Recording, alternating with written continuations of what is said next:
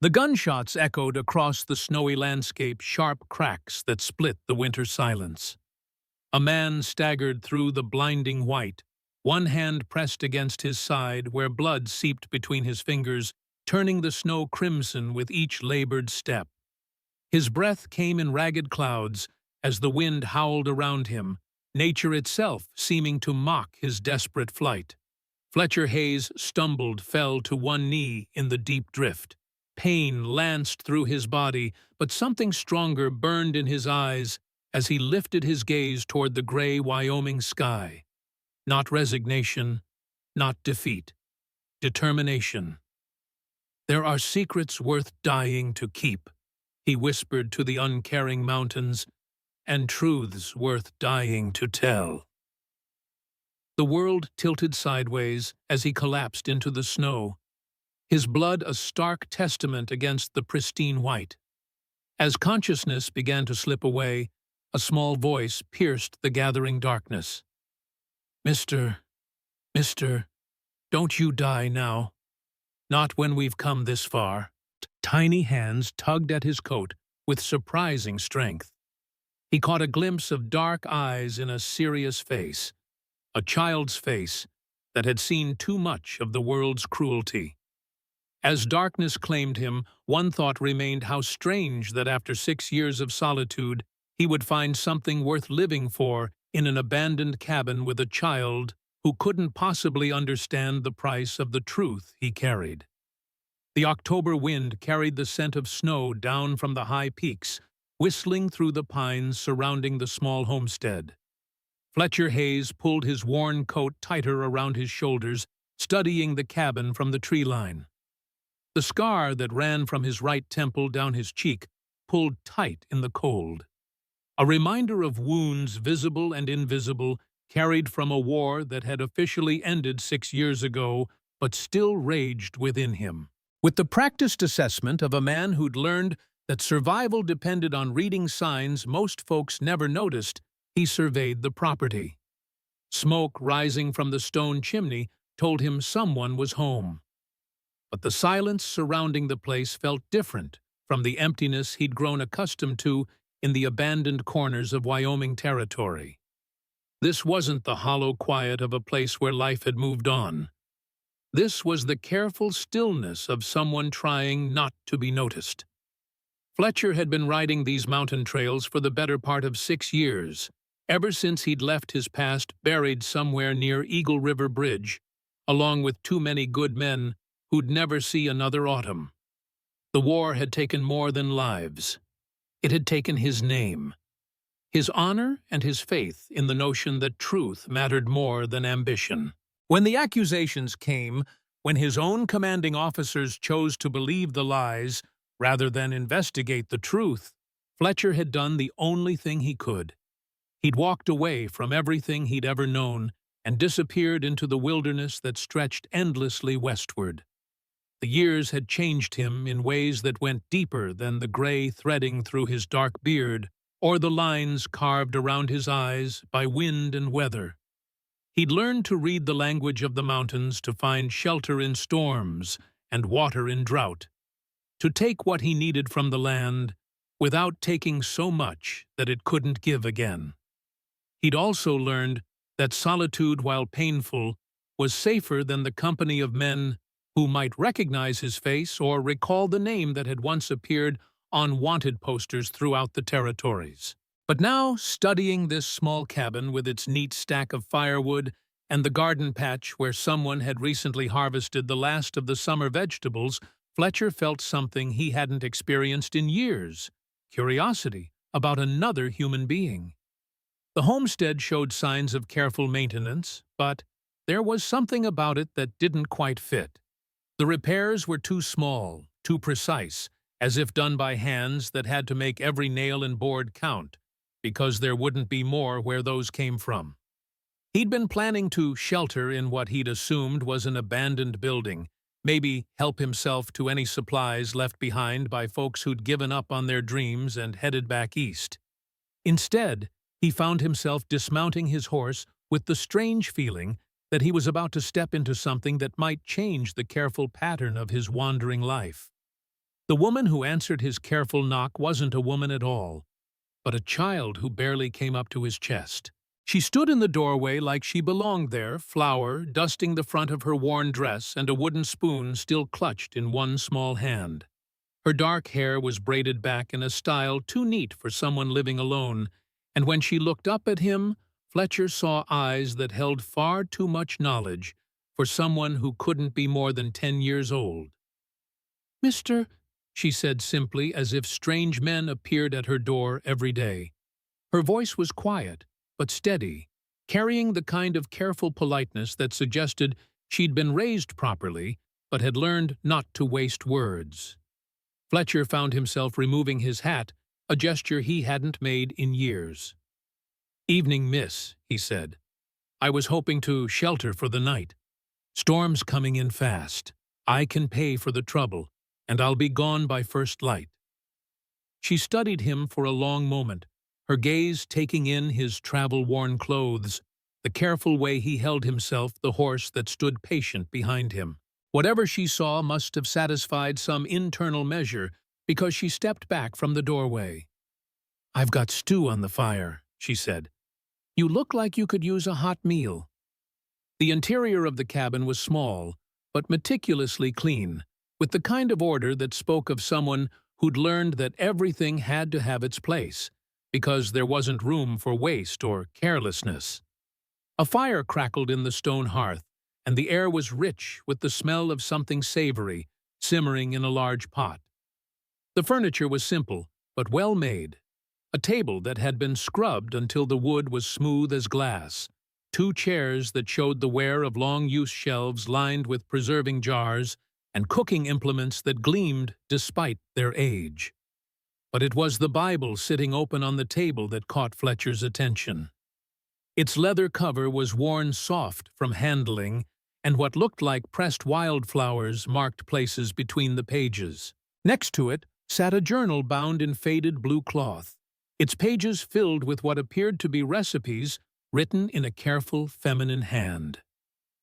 "That was my mama's," the girl said, following his gaze.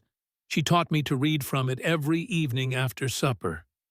She moved to the stove with the easy competence of someone who'd been managing a household far longer than her years suggested.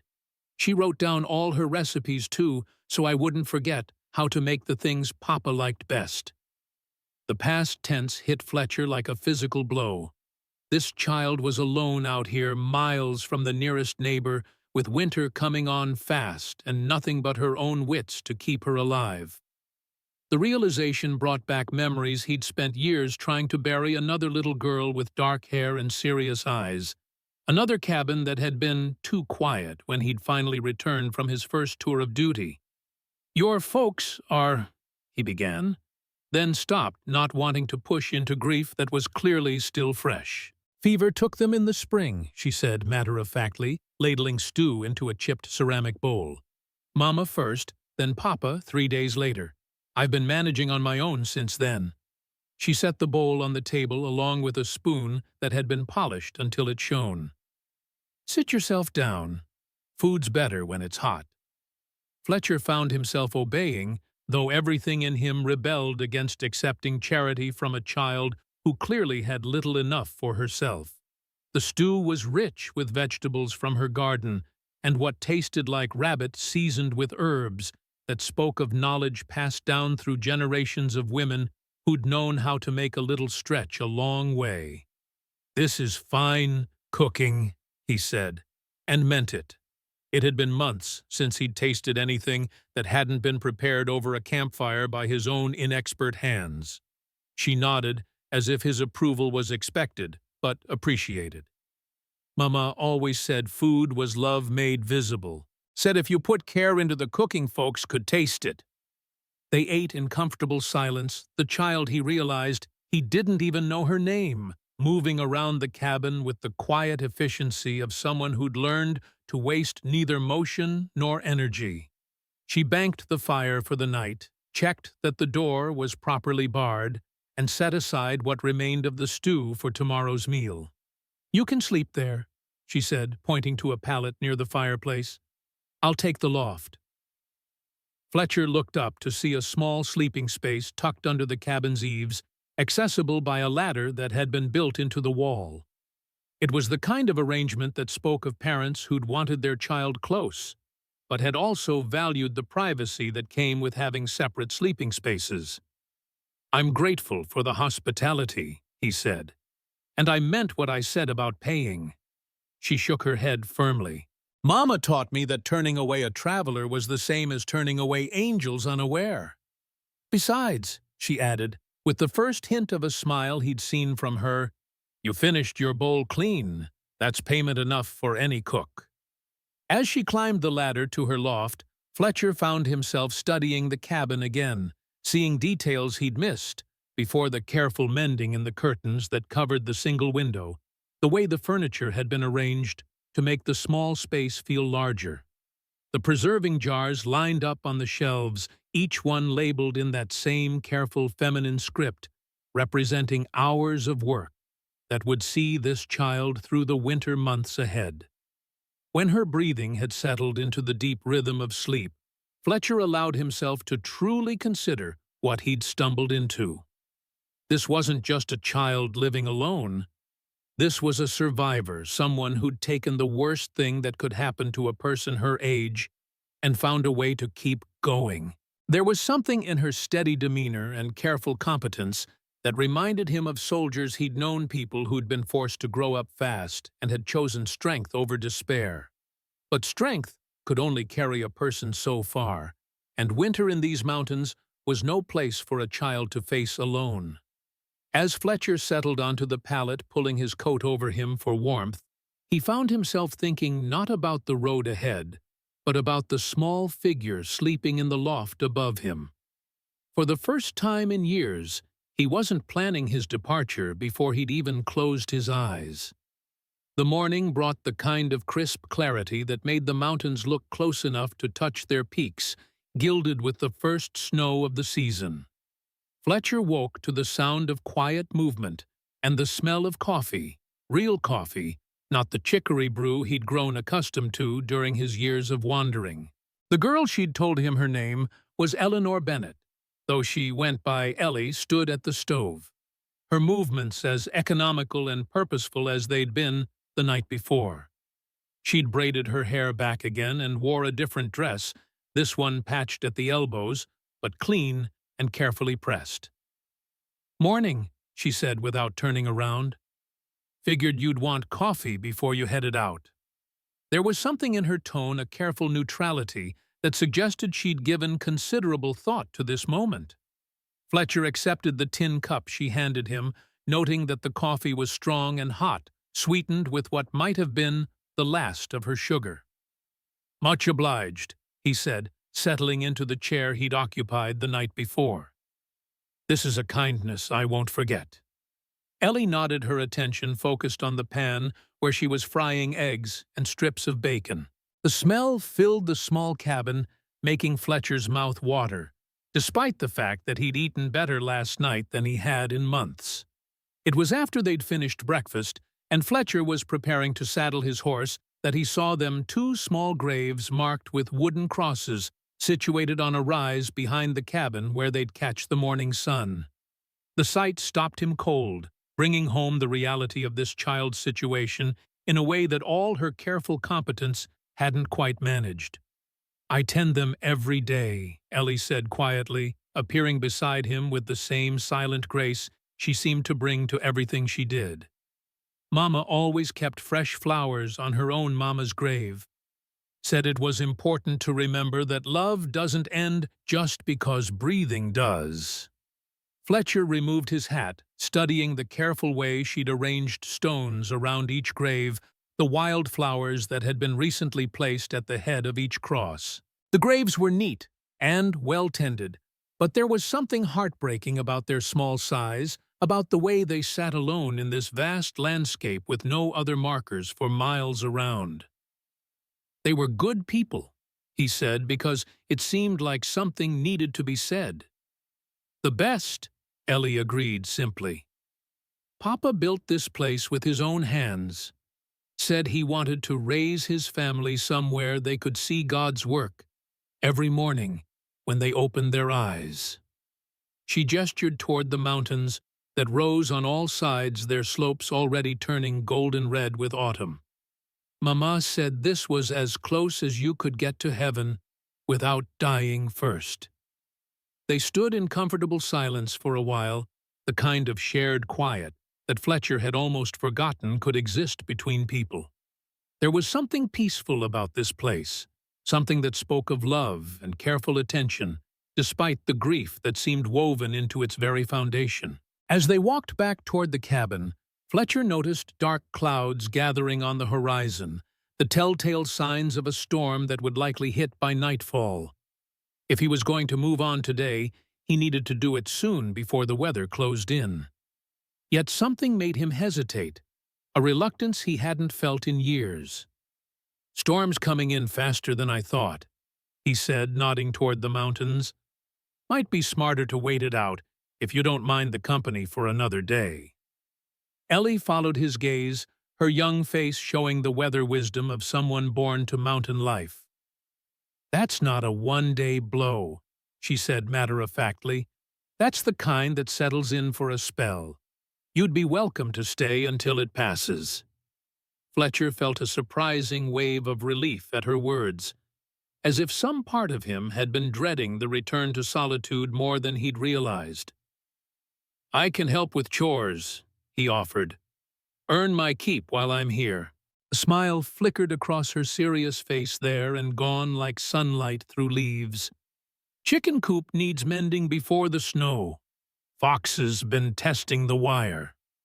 And just like that, a bargain was struck, a simple exchange of labor for shelter that felt more honest than any transaction Fletcher had made in years. As he worked on the chicken coop that afternoon, Fletcher found himself watching Ellie move about the homestead, completing her daily tasks with the kind of diligence that spoke of deep training and habit. For all her apparent self-sufficiency, she was still just a child too small for some of the work that maintaining this place would require through winter, too young to be carrying such responsibilities alone.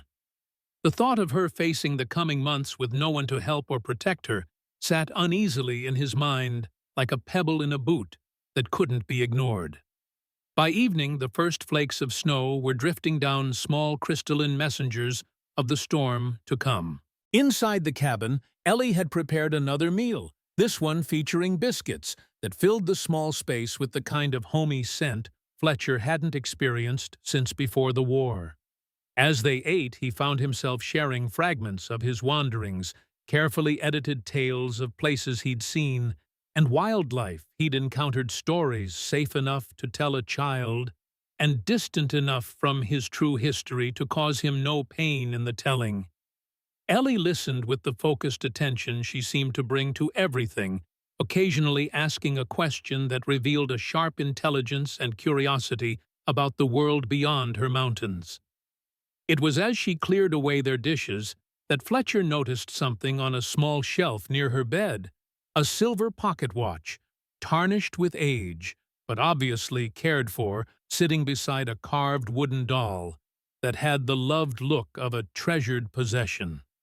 "That was my father's," Ellie said, following his gaze. "And his father's before him.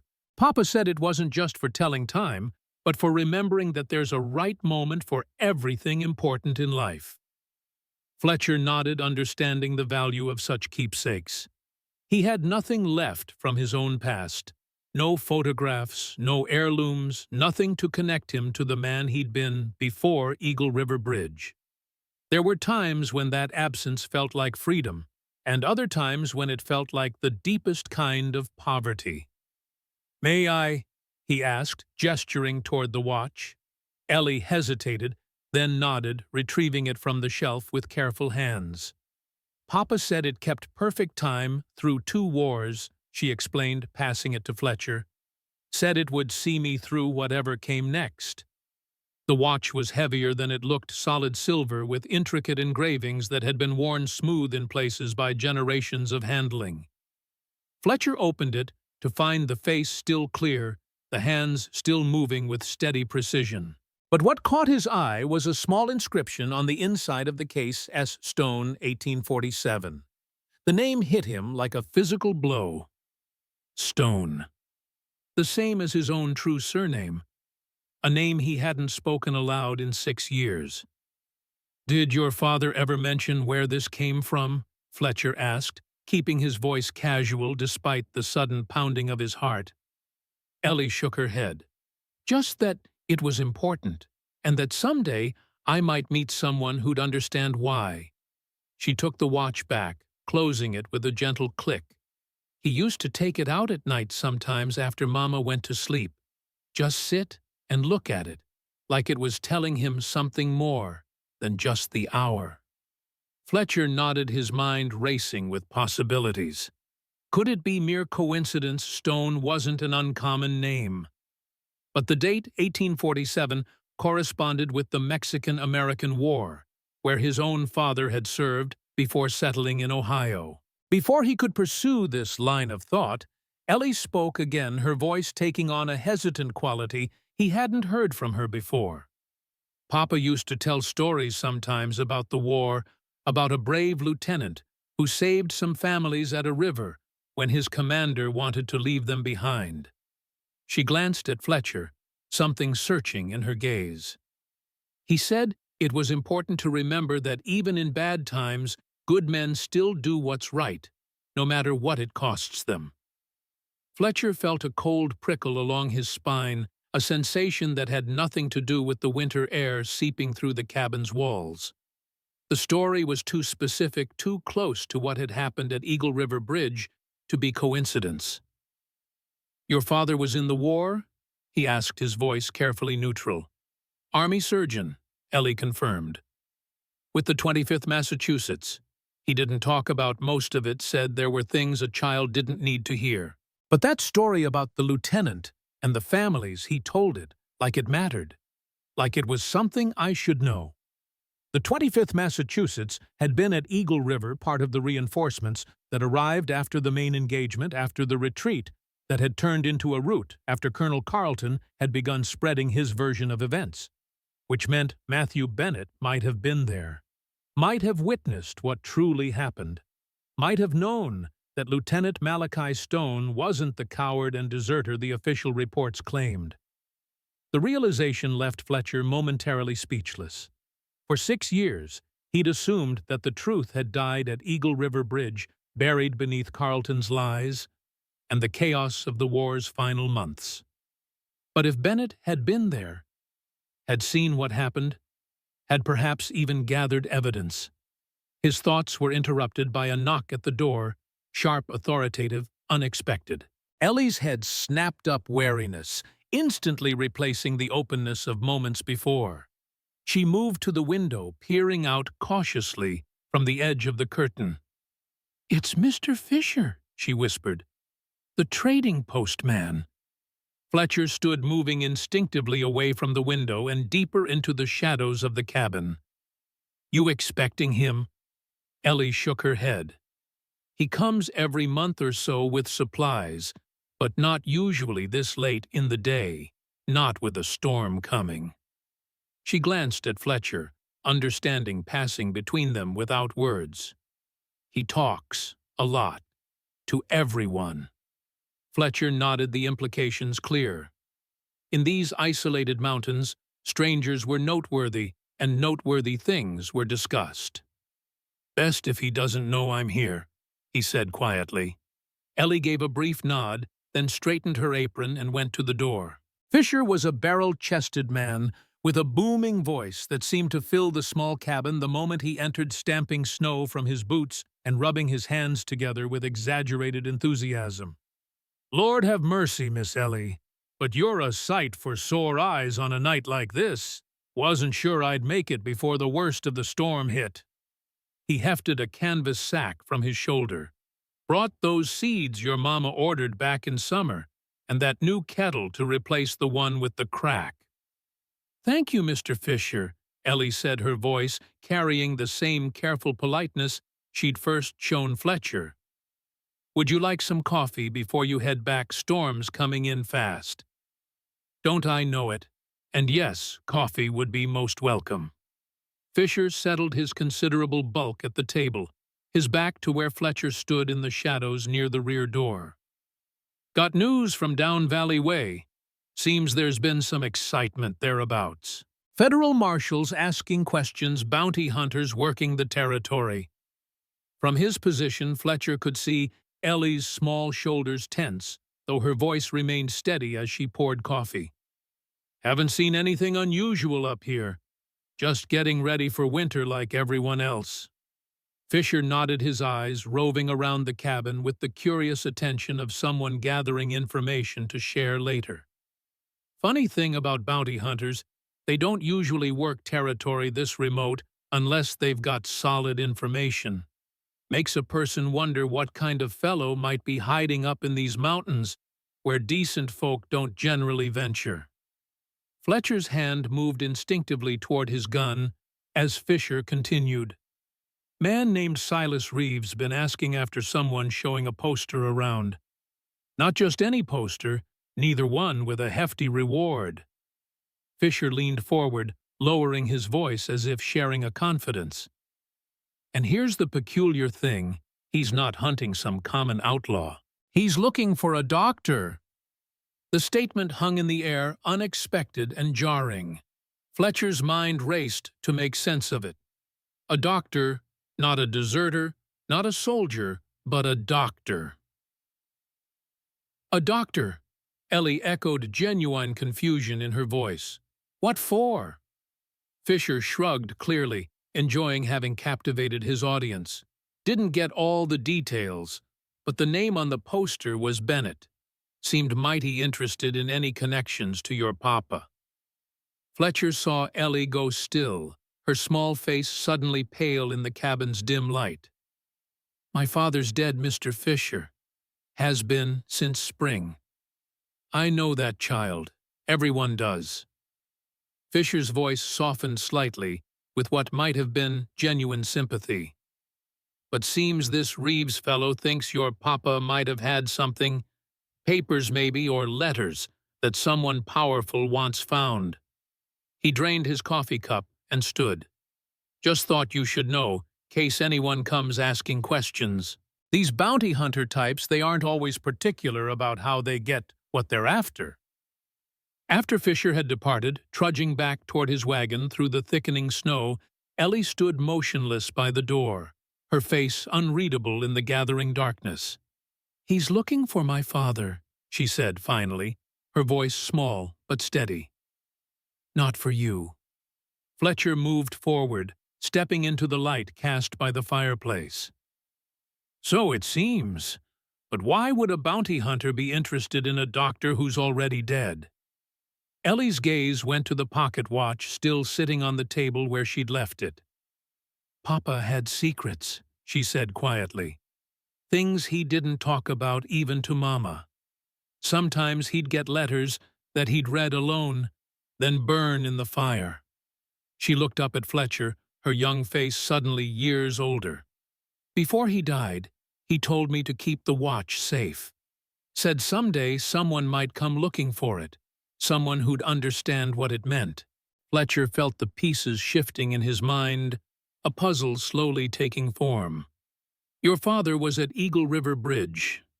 He said not a question, but a statement. He saw what happened there. Ellie nodded slowly. He said he witnessed something important, something people in power wanted forgotten. Said he'd kept records evidence. Her voice dropped to barely above a whisper. Said if the wrong people found out what he knew, it would put us in danger.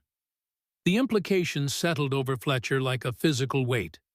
If Matthew Bennett had been gathering evidence about Eagle River Bridge about Carlton's actions and the false accusations against Lieutenant Stone, it would explain why someone was still interested in his papers 6 years after the fact. It might even explain the convenient fever that had taken Bennett and his wife, leaving only a child who presumably wouldn't understand the value of what her father had discovered. Ellie, Fletcher said carefully, I need to tell you something that might help make sense of all this. He took a deep breath, making a decision he'd avoided for 6 years. "My name isn't Fletcher Hayes. It's Malachi Stone. I was the lieutenant at Eagle River Bridge, the one in your father's story." The confession hung in the air between them, a truth finally spoken after years of silence. Fletcher Malachi watched Ellie's face, waiting for the fear or shock that would surely follow.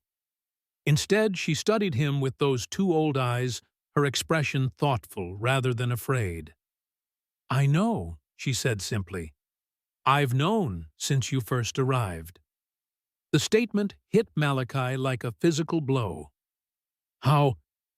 He managed his voice, barely audible over the wind that had begun to howl around the cabin. "Papa had a drawing of you, said it was important I know your face if you ever came." She moved to the Bible on the shelf, opening it, to reveal the sketch Malachi had glimpsed earlier. His own face, younger and unscarred, captured with remarkable precision. He said, "If you ever found me, it would mean the time had come for the truth to be told." Malachi stared at the drawing, at the clear evidence that Matthew Bennett had been preparing for this moment, perhaps for years. "Your father knew I was alive, that I was in these mountains." Ellie nodded. "He said he'd sent letters trying to find you. Said there were people who believed in your innocence, who were gathering evidence." She looked down at her small hands clasped tightly together. "But then he and Mama got sick so fast, one right after the other. Before he died, he made me promise to stay here, to wait, to keep the watch safe, until someone came who would understand its importance." The storm outside reached a new intensity, snow driving against the cabin walls like the fists of angry ghosts. Inside, Malachi Stone faced a reckoning he'd been avoiding for 6 years, the possibility that his name might be cleared, that the truth might finally matter more than power. "If your father was collecting evidence," he said slowly, "then whoever silenced him might still be looking for it. And now that someone knows you're here alone, they'll be coming." He looked into Ellie's solemn eyes, seeing understanding beyond her years. "We need to find what your father hid, and we need to be ready when they come." Ellie straightened her small shoulders, courage visible in every line of her posture. "I don't talk much, Mr. Stone," she said, echoing her first words to him with new meaning. "But I can cook, and I can keep secrets, and I can be brave when it matters." Outside, the storm raged, burying the cabin in white isolation. Inside, Malachi Stone and Eleanor Bennett formed an alliance against powers neither of them could face. Alone, a weathered soldier and a solemn child, bound together by a truth 6 years buried and a promise made by a dying man. The storm lasted 3 days, burying the cabin in snow deep enough to reach the windowsills. During those days, Malachi and Ellie searched every inch of the small homestead, looking for whatever evidence Matthew Bennett might have hidden before his death. They found nothing, no papers, no letters, nothing that would help clear Malachi's name or explain why a bounty hunter would be interested in a dead doctor's possessions. "It has to be here," Ellie insisted on the third evening, frustration evident in her voice. "Papa wouldn't have made me promise to stay if he hadn't left something important." Malachi sat at the table, the pocket watch open before him, studying the inscription that had first caught his attention. S. Stone, 1847. "Tell me more about the watch," he said. "You said your father would look at it at night after your mother was asleep. Did he ever do anything else with it? Wind it, perhaps? Or open the back?" Ellie's brow furrowed in concentration. "Sometimes he'd turn it over and press something on the side. I thought he was just checking that it was working right." Malachi examined the watch more closely, his fingers exploring the aged silver case. On the right side, almost invisible, unless you knew to look for it, was a tiny depression, not a scratch or wear mark, but a deliberate feature of the design. When he pressed it, The back of the watch clicked open, revealing a hidden compartment concealed beneath the mechanism. Inside was a small key no larger than his smallest fingernail. "A key!" he breathed, holding it up to catch the firelight. "But to what?" Ellie's eyes widened. "The strongbox," she whispered. Papa kept a metal box under a loose board beneath his bed. "I forgot about it because he never let me see inside, said it contained things I was too young to understand." They moved the bed, pried up the floorboard Ellie indicated, and there it was, a small iron box, rusted at the edges, but solid with a lock that looked too delicate for its purpose. The key fit perfectly. Inside they found a stack of papers, military reports, witness statements, letters, and a journal bound in cracked leather. Malachi spread them across the table, his hands shaking slightly as he began to read. Here, preserved with meticulous care, was the truth he'd thought lost forever.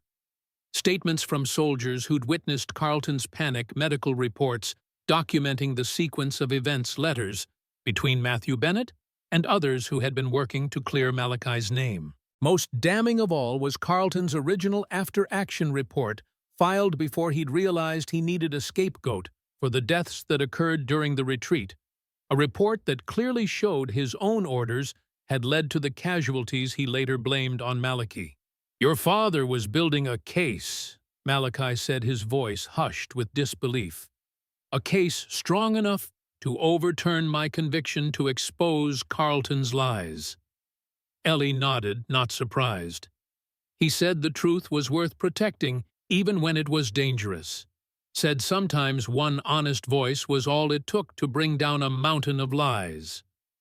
Malachi looked at this child who had lost everything, yet still believed in justice, and felt something shift inside him, a rekindling of the faith in humanity he'd thought extinguished years ago. "We need to get these papers to someone with authority," he said. "Someone who can't be bought or intimidated by Carlton." As if summoned by his words, the sound of approaching horses broke the stillness of the winter afternoon. Not the single mount of a traveler like Fisher, but multiple horses moving with purpose. Malachi moved to the window, his hand instinctively going to the gun at his hip. 3 riders were approaching from the south, a lean, hard-faced man in a duster, a younger fellow with an official bearing, and a third rider whose face was obscured by his hat and the collar of his heavy coat. "Stay inside," Malachi told Ellie, gathering the papers quickly and returning them to the strong box. "If anything happens to me, take these and run. Get to the nearest town, ask for the telegraph office, send a message to Helen Stone in Columbus, Ohio." Ellie's face paled, but she nodded, clutching the box to her chest. "Who are they?" "I don't know," Malachi admitted. "But I'm going to find out." He stepped outside, positioning himself on the cabin's small porch with a clear view of the approaching riders. His gun remained holstered, a show of peace for now, though his hand stayed near enough to draw if needed. The lead rider, the hard-faced man in the duster, reined in first. "Afternoon," he called, his voice carrying a practiced neutrality that didn't reach his watchful eyes. "Name's Silas Reeves. I'm looking for information about the late Dr. Matthew Bennett."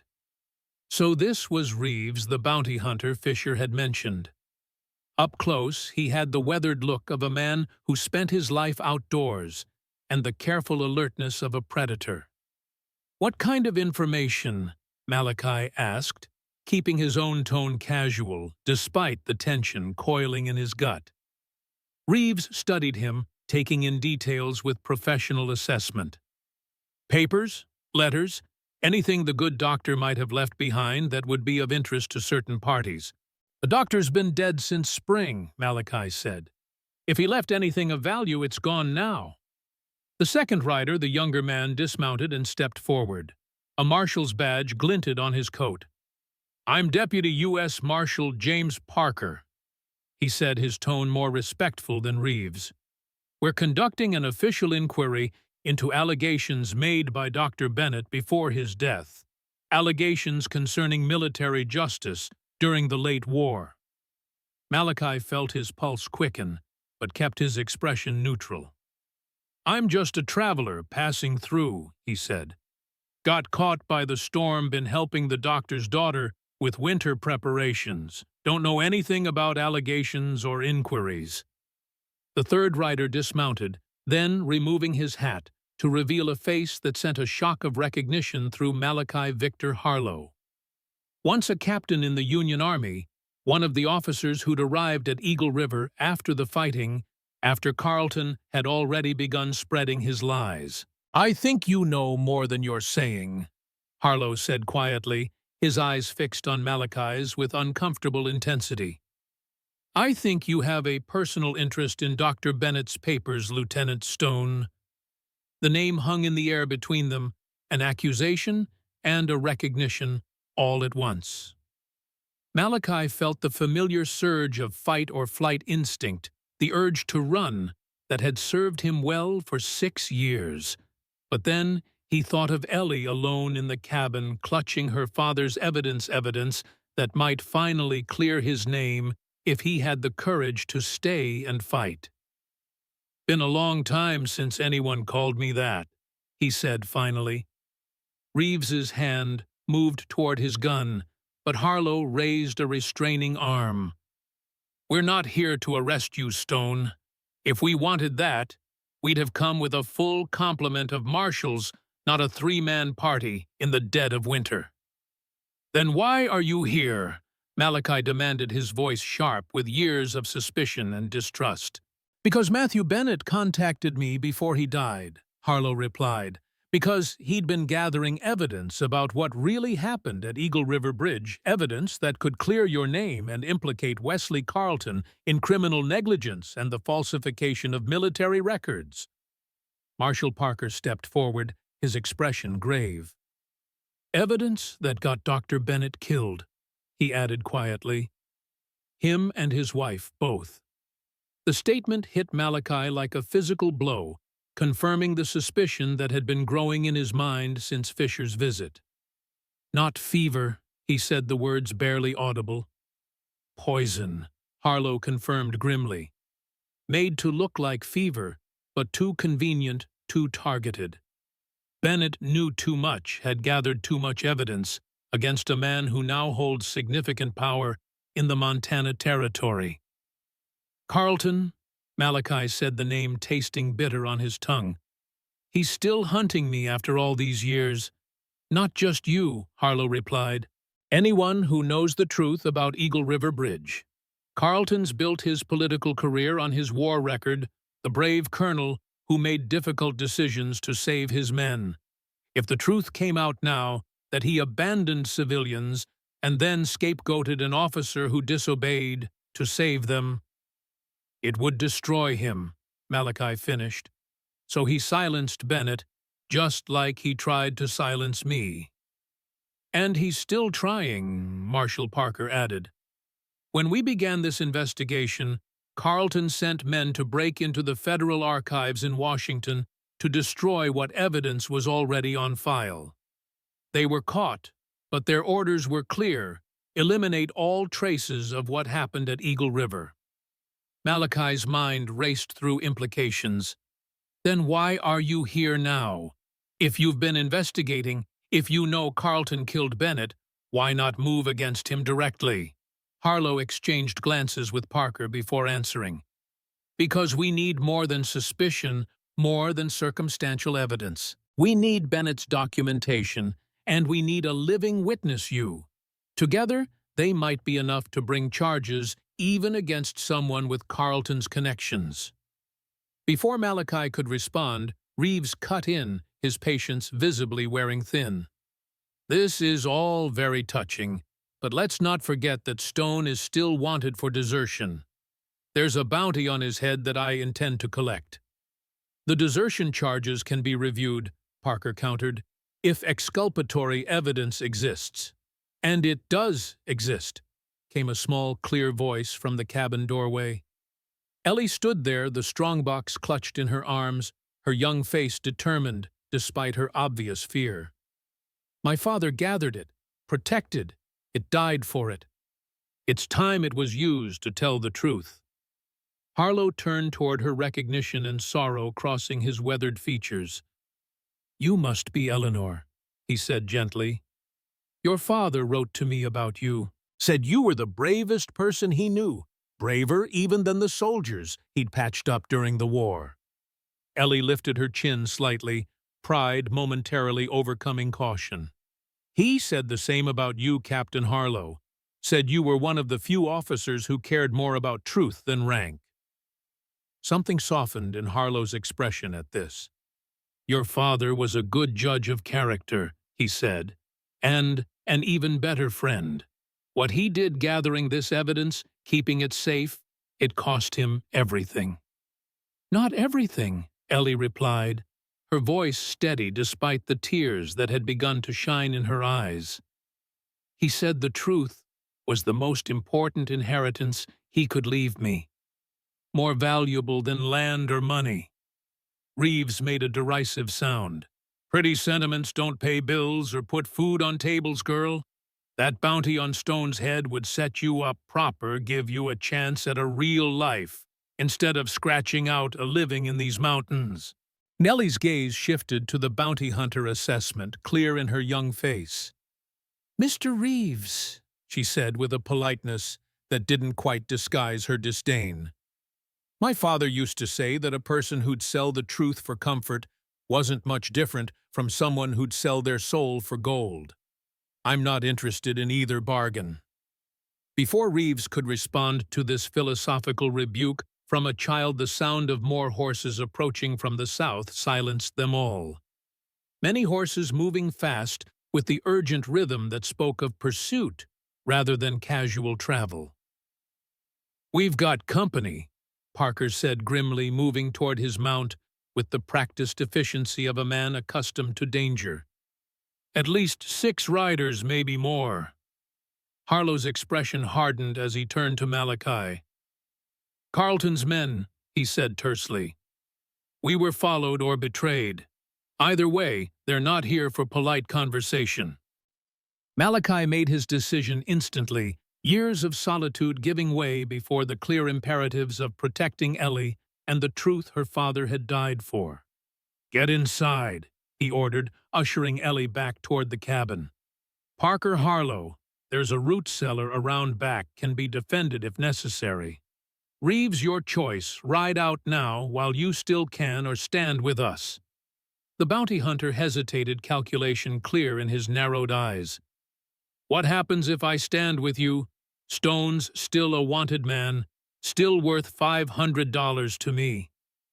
If we survive, Marshal Parker interjected. I'll personally review Lieutenant Stone's case based on Dr. Bennett's evidence. If it's as compelling as Captain Harlow believes, the desertion charges could be dropped, which would render your bounty null.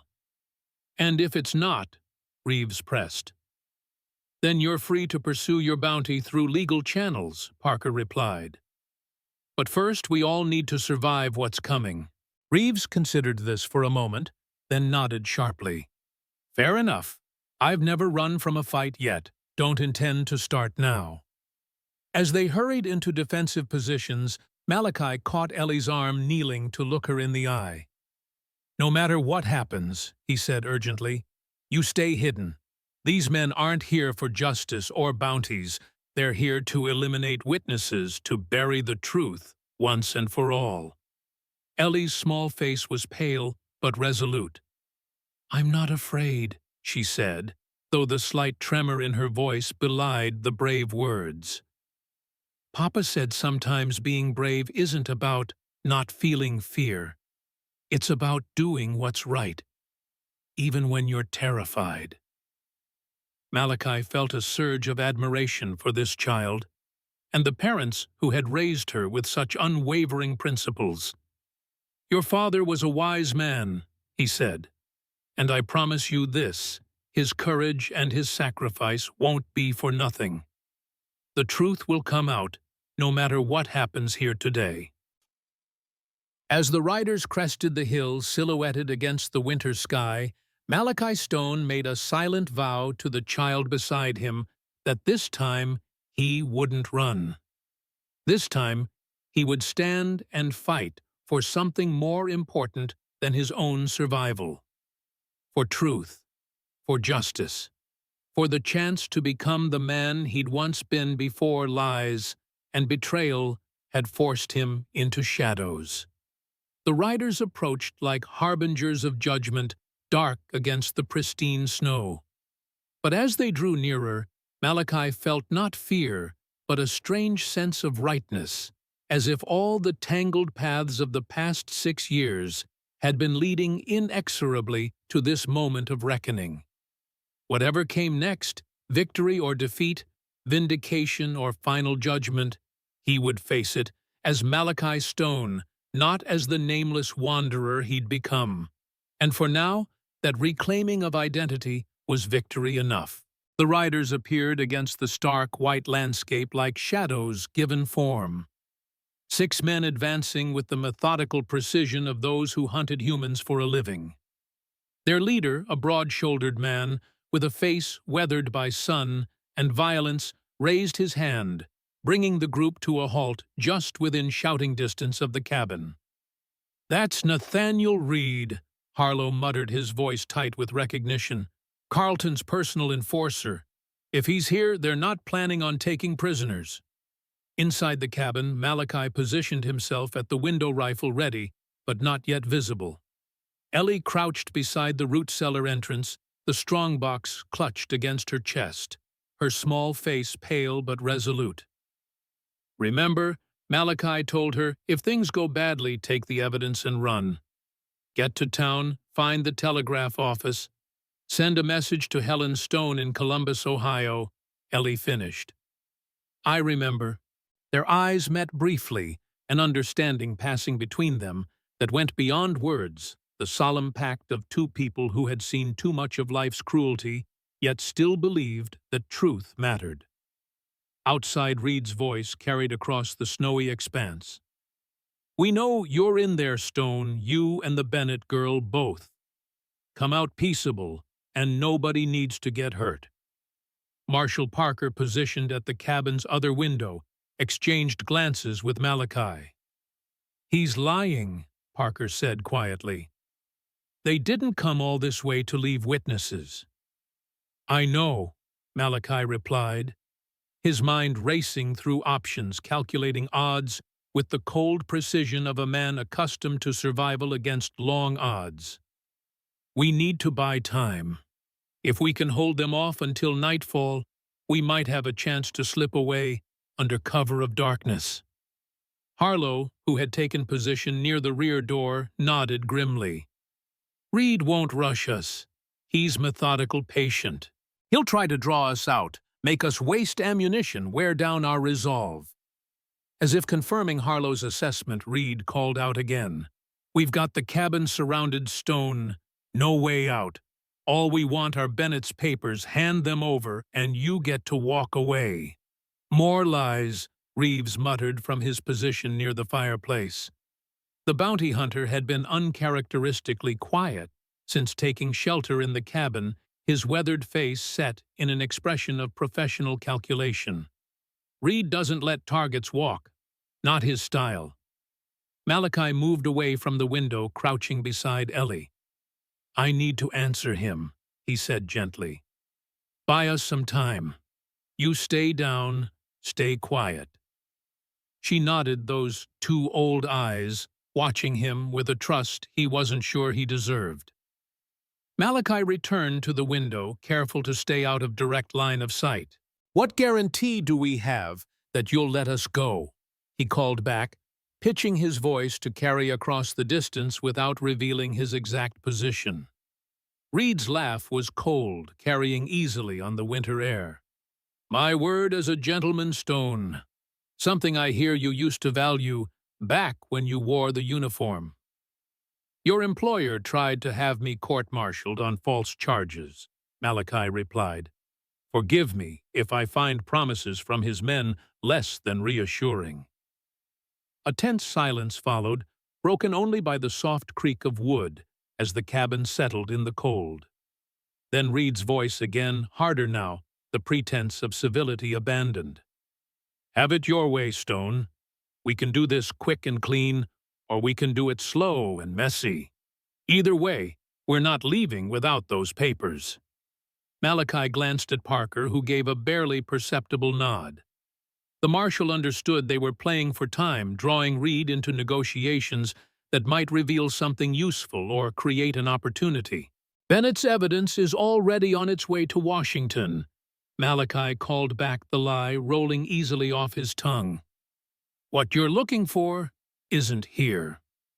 This produced a moment of conference among the riders, visible as a huddling of dark shapes against the snow. Then Reed's voice, again skepticism, evident in every syllable. "Nice try, Stone. The passes have been snowed in for days. Nothing's getting to Washington or anywhere else until the thaw." A pause, then, "Tell you what, send out the girl. She's got nothing to do with this. Let her go and we can settle this man to man." Inside the cabin, 4 pairs of eyes turned to Ellie, who shook her head emphatically. "I'm not leaving," she whispered fiercely. "This is my home. My father died for those papers. I'm staying." Harlow's weathered face softened with something like pride. "Your father would expect nothing less," he said quietly. "But he'd also want you safe." Ellie's chin came up, that familiar stubborn tilt that reminded Malachi so much of her father's moral certainty. "I am safe," she replied. "I'm with the people who are fighting for the truth. There's nowhere safer in the whole world right now." Malachi felt the weight of her words and the immense responsibility they placed on him. This child had lost everything, yet she trusted him completely with her life, with her father's legacy. It was a burden heavier than any he'd carried, even during the war. For the first time since they'd begun this journey, doubt crept into his thoughts. Was he risking her life for a justice that might never come? Was his need to clear his name worth putting her in the crossfire? The moment of internal conflict must have shown on his face, because Ellie reached out her small hand, finding his. "Papa used to say doubt is just courage taking a breath before deciding," she said softly. "You're doing the right thing. We both are." Before he could respond, a new voice called from outside. Not Reed's commanding bark, but something smoother, more educated. "Lieutenant Stone," the voice said, carrying easily through the winter air. "My name is Thomas Weber. Perhaps we could speak directly, one reasonable man to another." Malachi moved back to the window, peering cautiously at the scene outside. A slender man had dismounted and now stood slightly ahead of Reed, unarmed, his hands held open at his sides in a gesture of peace. There was something in his bearing that spoke of authority, despite his lack of weapons, the confidence of a man accustomed to command through intelligence rather than force. "He's Carlton's shadow," Harlow muttered, having joined Malachi at the window. "His political fixer. If he's here personally, Carlton's truly desperate." "One man unarmed," Malachi said thoughtfully. "Could be an opportunity to learn what they really know." "Could also be a trap," Parker warned. "Draw you out. Put a bullet in you. End this cleanly." Malachi weighed the options, calculating risks against potential benefits. "I'll meet him," he decided, "halfway between the cabin and their position. You keep him covered, shoot, if there's any sign of treachery." "I don't like it," Reeves said bluntly. "Man doesn't show up personally unless he's confident of the outcome." "Which is why I need to know what that confidence is based on," Malachi replied. "What they know, what they're planning." He checked his sidearm, ensuring it was loaded and ready. "Keep Ellie safe, whatever happens." He moved to the door, squaring his shoulders and clearing his mind of everything but the immediate task. This was familiar territory, the calm focus before action, the clarity that came with accepting danger as inevitable. "I'm coming out to talk," he called through the door. Just me, just Weber. Halfway between us, no weapons. Agreed, came Weber's smooth reply. Just a conversation between gentlemen. Malachi opened the door slowly, stepping onto the cabin's small porch, with deliberate movements, hands visible and empty. Weber was already walking toward the midpoint between the cabin and Reed's position. His pace measured his expression, revealing nothing. They met in the trampled snow of the clearing, each man studying the other with the careful assessment of combatants measuring an opponent. Weber was younger than Malachi had expected, perhaps 35, with the polished appearance of someone who moved in political circles rather than frontier wilderness. His coat was finer than anything carried by Reed's men, his boots clearly custom-made. Only his eyes belonged to the frontier cold, watchful, missing nothing. "Lieutenant Stone," Weber began, his voice carrying the refined accent of Eastern education. "I appreciate your willingness to speak directly. It demonstrates a rationality I've been assured you possess, despite your irregular choices." "What do you want, Weber?" Malachi asked, dispensing with pleasantries. "We both know you're not here to negotiate in good faith." A thin smile touched the younger man's lips. "Direct as well. Very well."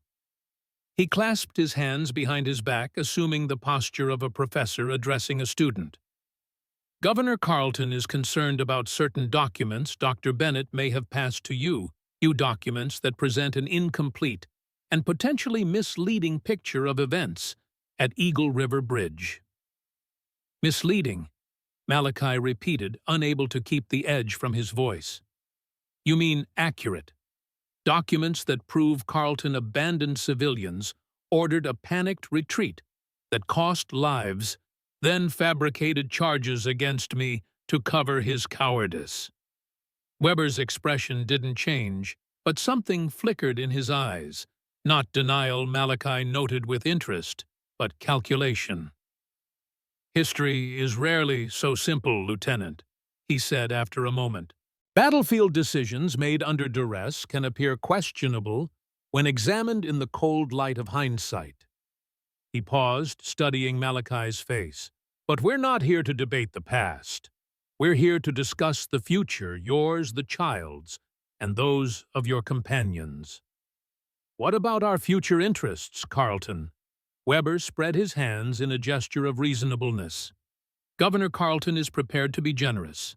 A full pardon for the desertion charges, financial compensation for your years of inconvenience, a new start somewhere far from Wyoming or Montana. Perhaps California. I understand the climate is quite agreeable."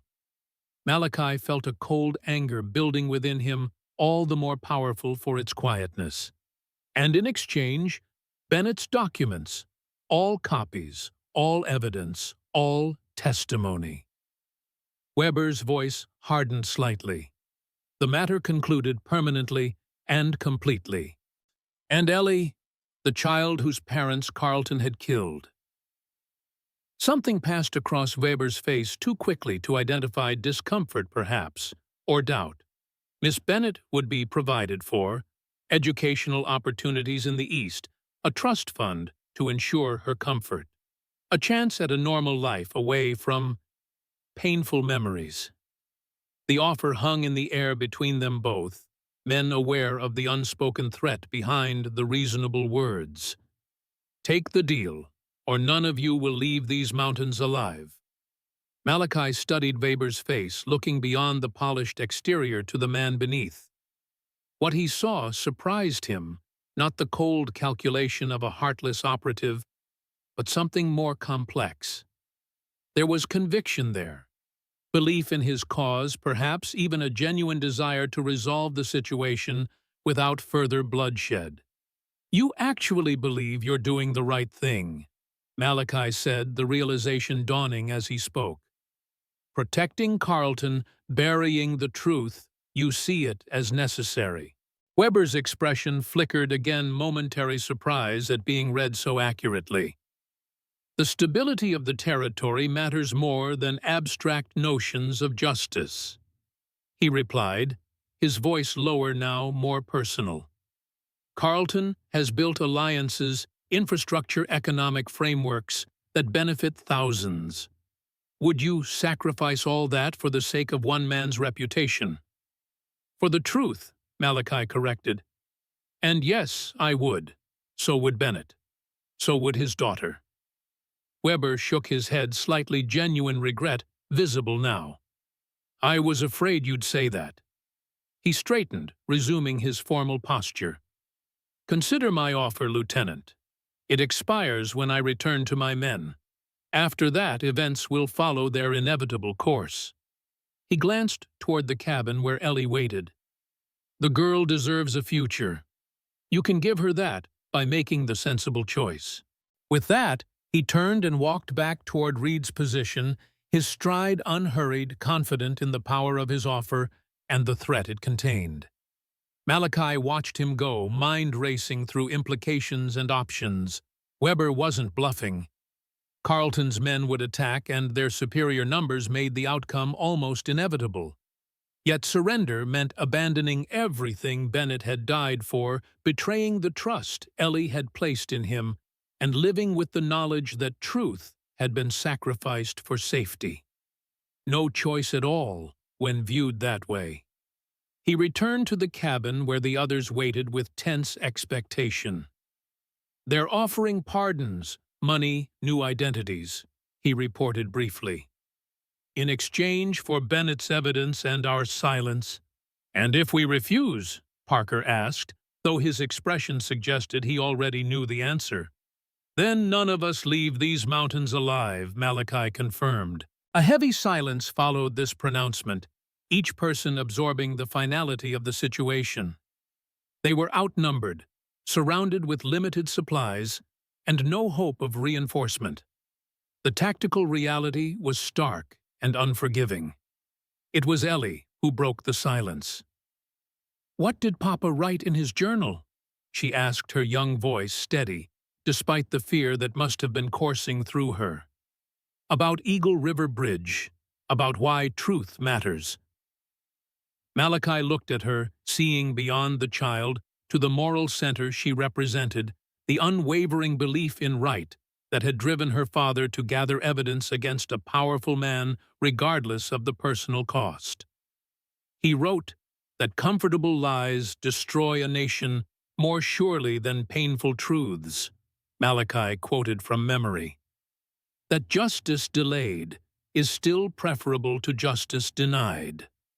Ellie nodded, her decision made before the words were fully spoken. Then we can't give them the papers, no matter what they offer. And the simple certainty in her declaration shifted something in the room.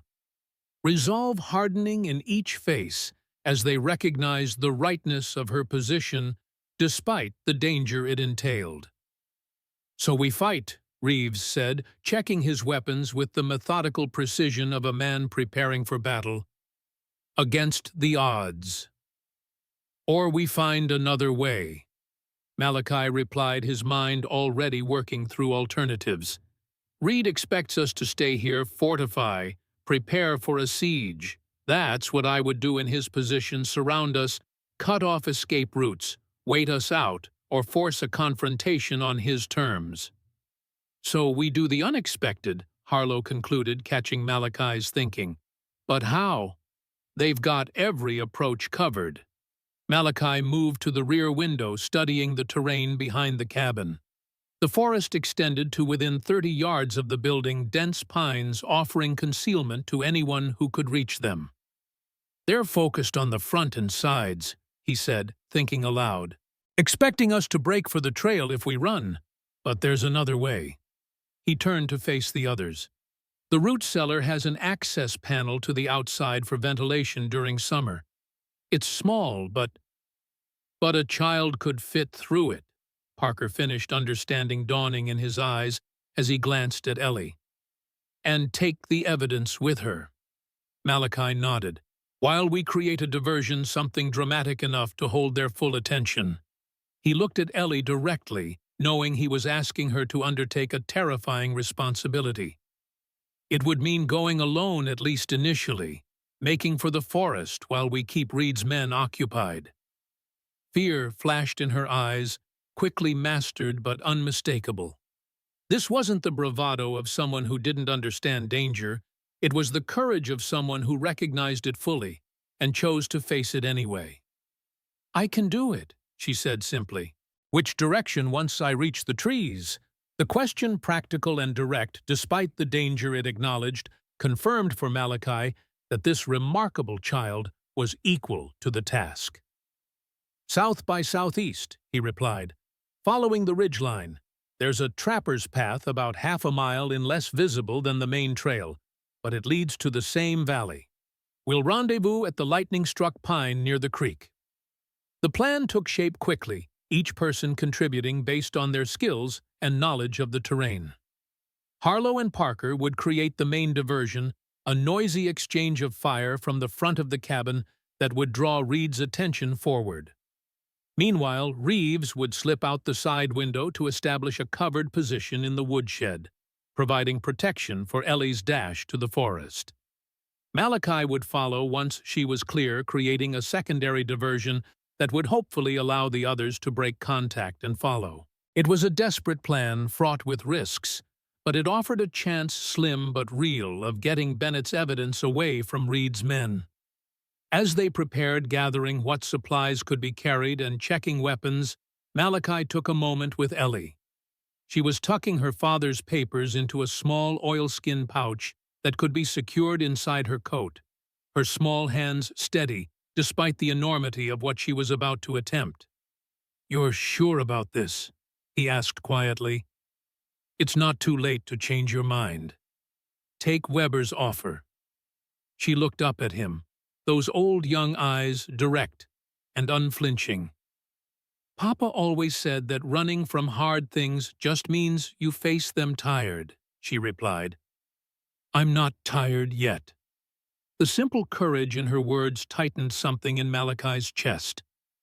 Admiration and fear for her intertwined with a protective instinct he hadn't felt since his own daughter's death years earlier. This child, who had already lost everything, was willing to risk what little remained for the sake of truth and justice. "When this is over," he found himself saying, "when we've delivered your father's evidence and cleared my name, what would you think about coming to Ohio? My sister Helen has a farm there. Good land, good people." He hesitated, then added, "family." Surprise widened Ellie's eyes, followed by a cautious hope she seemed almost afraid to acknowledge. "You'd want me to come with you?" she asked, her voice smaller than he'd ever heard it. "More than want," Malachi replied honestly. I think we both could use family again." A smile broke across her face, then, not the guarded, fleeting expressions he'd glimpsed before, but something full and genuine that transformed her solemn features into those of the child she truly was. "I'd like that," she said simply. Before he could respond, Harlow appeared at the rear door. "Reed's men are repositioning," he reported tensely. "Looks like they're preparing to approach. It's now or never." Malachi nodded, the moment of connection with Ellie set aside as tactical necessity reasserted itself. "Get in position," he told Harlow, then turned back to Ellie. "Remember, wait for the first shots, then count to 30 before opening the access panel. Straight to the trees, no stopping, no looking back." She nodded, tucking her father's watch securely into her pocket.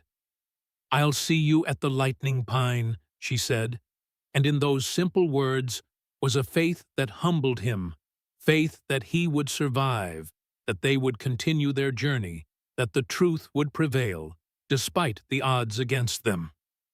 "You will," he promised, knowing it might be a lie, but needing to offer the reassurance anyway. "Now go. Get ready." As she descended into the root cellar, Malachi joined the others for final preparations. Tension filled the small cabin, that peculiar stillness that precedes violent action, each person focused entirely on their role in the desperate plan. "Remember," Malachi said quietly, The goal isn't to win a firefight. It's to create enough confusion for Ellie to reach the forest with the evidence. After that, we break contact and follow as best we can.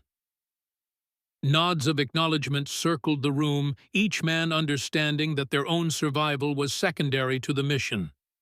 Bennett's evidence had to reach Cheyenne regardless of the cost. "Positions," Malachi ordered as movement became visible among Reed's men. "And may whatever God you believe in watch over us all." They moved with the silent efficiency of men accustomed to danger taking their places for the desperate gambit that would determine not just their own fates, but the future of a truth 6 years buried. Malachi checked his weapon one final time, then nodded to Harlow. "Begin." Harlow opened fire through the front window, a rapid succession of shots that tore through the winter stillness. Parker joined immediately, creating a devastating crossfire that caught several of Reed's men in exposed positions.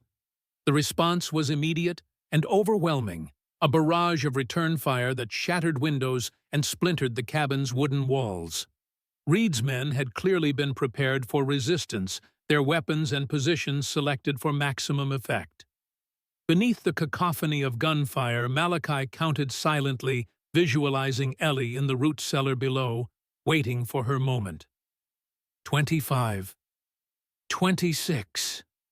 A new voice joined the chaos outside Weber, shouting commands, directing men to encircle the cabin. They were adapting quickly, recognizing the diversion for what it was. 30. Malachi moved to the rear window, watching for any sign of Ellie's emergence from the root cellar's external access. For heart-stopping moments, nothing happened. Then, so small it might have been missed, if he hadn't been watching for it specifically, the access panel shifted. Ellie's small form slipped out like a shadow, immediately flattening against the ground. She began crawling toward the forest, using every depression and fallen log for cover, moving with the instinctive stealth of someone raised in wilderness. "She's clear," Malachi reported tersely. "Reeves, cover her." The bounty hunter was already in position, his rifle cracking with measured precision as he targeted Reed's men who were attempting to maneuver around the cabin's flanks. Ellie had covered half the distance to the tree line when disaster struck. One of Reed's men, circling wider than his companions, spotted her movement against the snow. "The girl!" he shouted. "She's running for the trees!" Several rifles immediately swung in her direction. Malachi didn't hesitate. He burst from the rear door, firing rapidly to draw attention to himself rather than Ellie. "Keep going!" he shouted to her. "Don't stop!" The gambit worked. Reed's men shifted their focus to the more immediate threat, bullets tearing through the air around Malachi as he dashed from cover to cover, working his way toward the forest on a different line from Ellie's. Through the chaos, he caught glimpses of her progress. A small figure darting between trees, making for the deeper forest beyond. She was nearly there, just yards from the safety of the dense pines. Then Weber's voice cut through the gunfire. "The child has the papers. Stop her!" A lone figure broke from Reed's main group, racing toward Ellie with single-minded purpose. Weber himself, abandoning the safety of command to pursue the evidence personally. Malachi adjusted his course, desperate to intercept Weber before he could reach Ellie. But the distance was too great, the angle wrong. Weber would reach her before Malachi could intervene. A shot rang out, precise, deliberate, different from the chaotic exchanges elsewhere.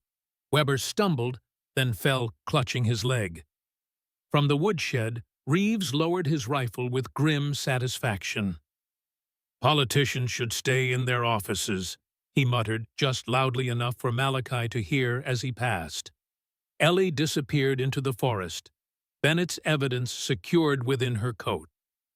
The first and most crucial part of their desperate plan had succeeded. Now came the equally dangerous task of disengaging and following her. "Fall back," Malachi called to Harlow and Parker, still maintaining fire from inside the cabin. "She's clear. Break for the trees.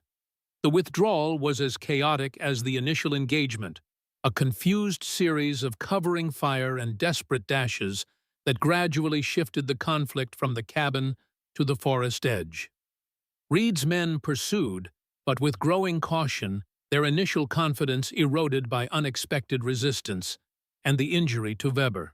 By the time Malachi reached the dense pines dragging a wounded Parker with him, Reed's men had pulled back to regroup. Harlow and Reeves were already moving deeper into the forest, following Ellie's path toward the rendezvous point.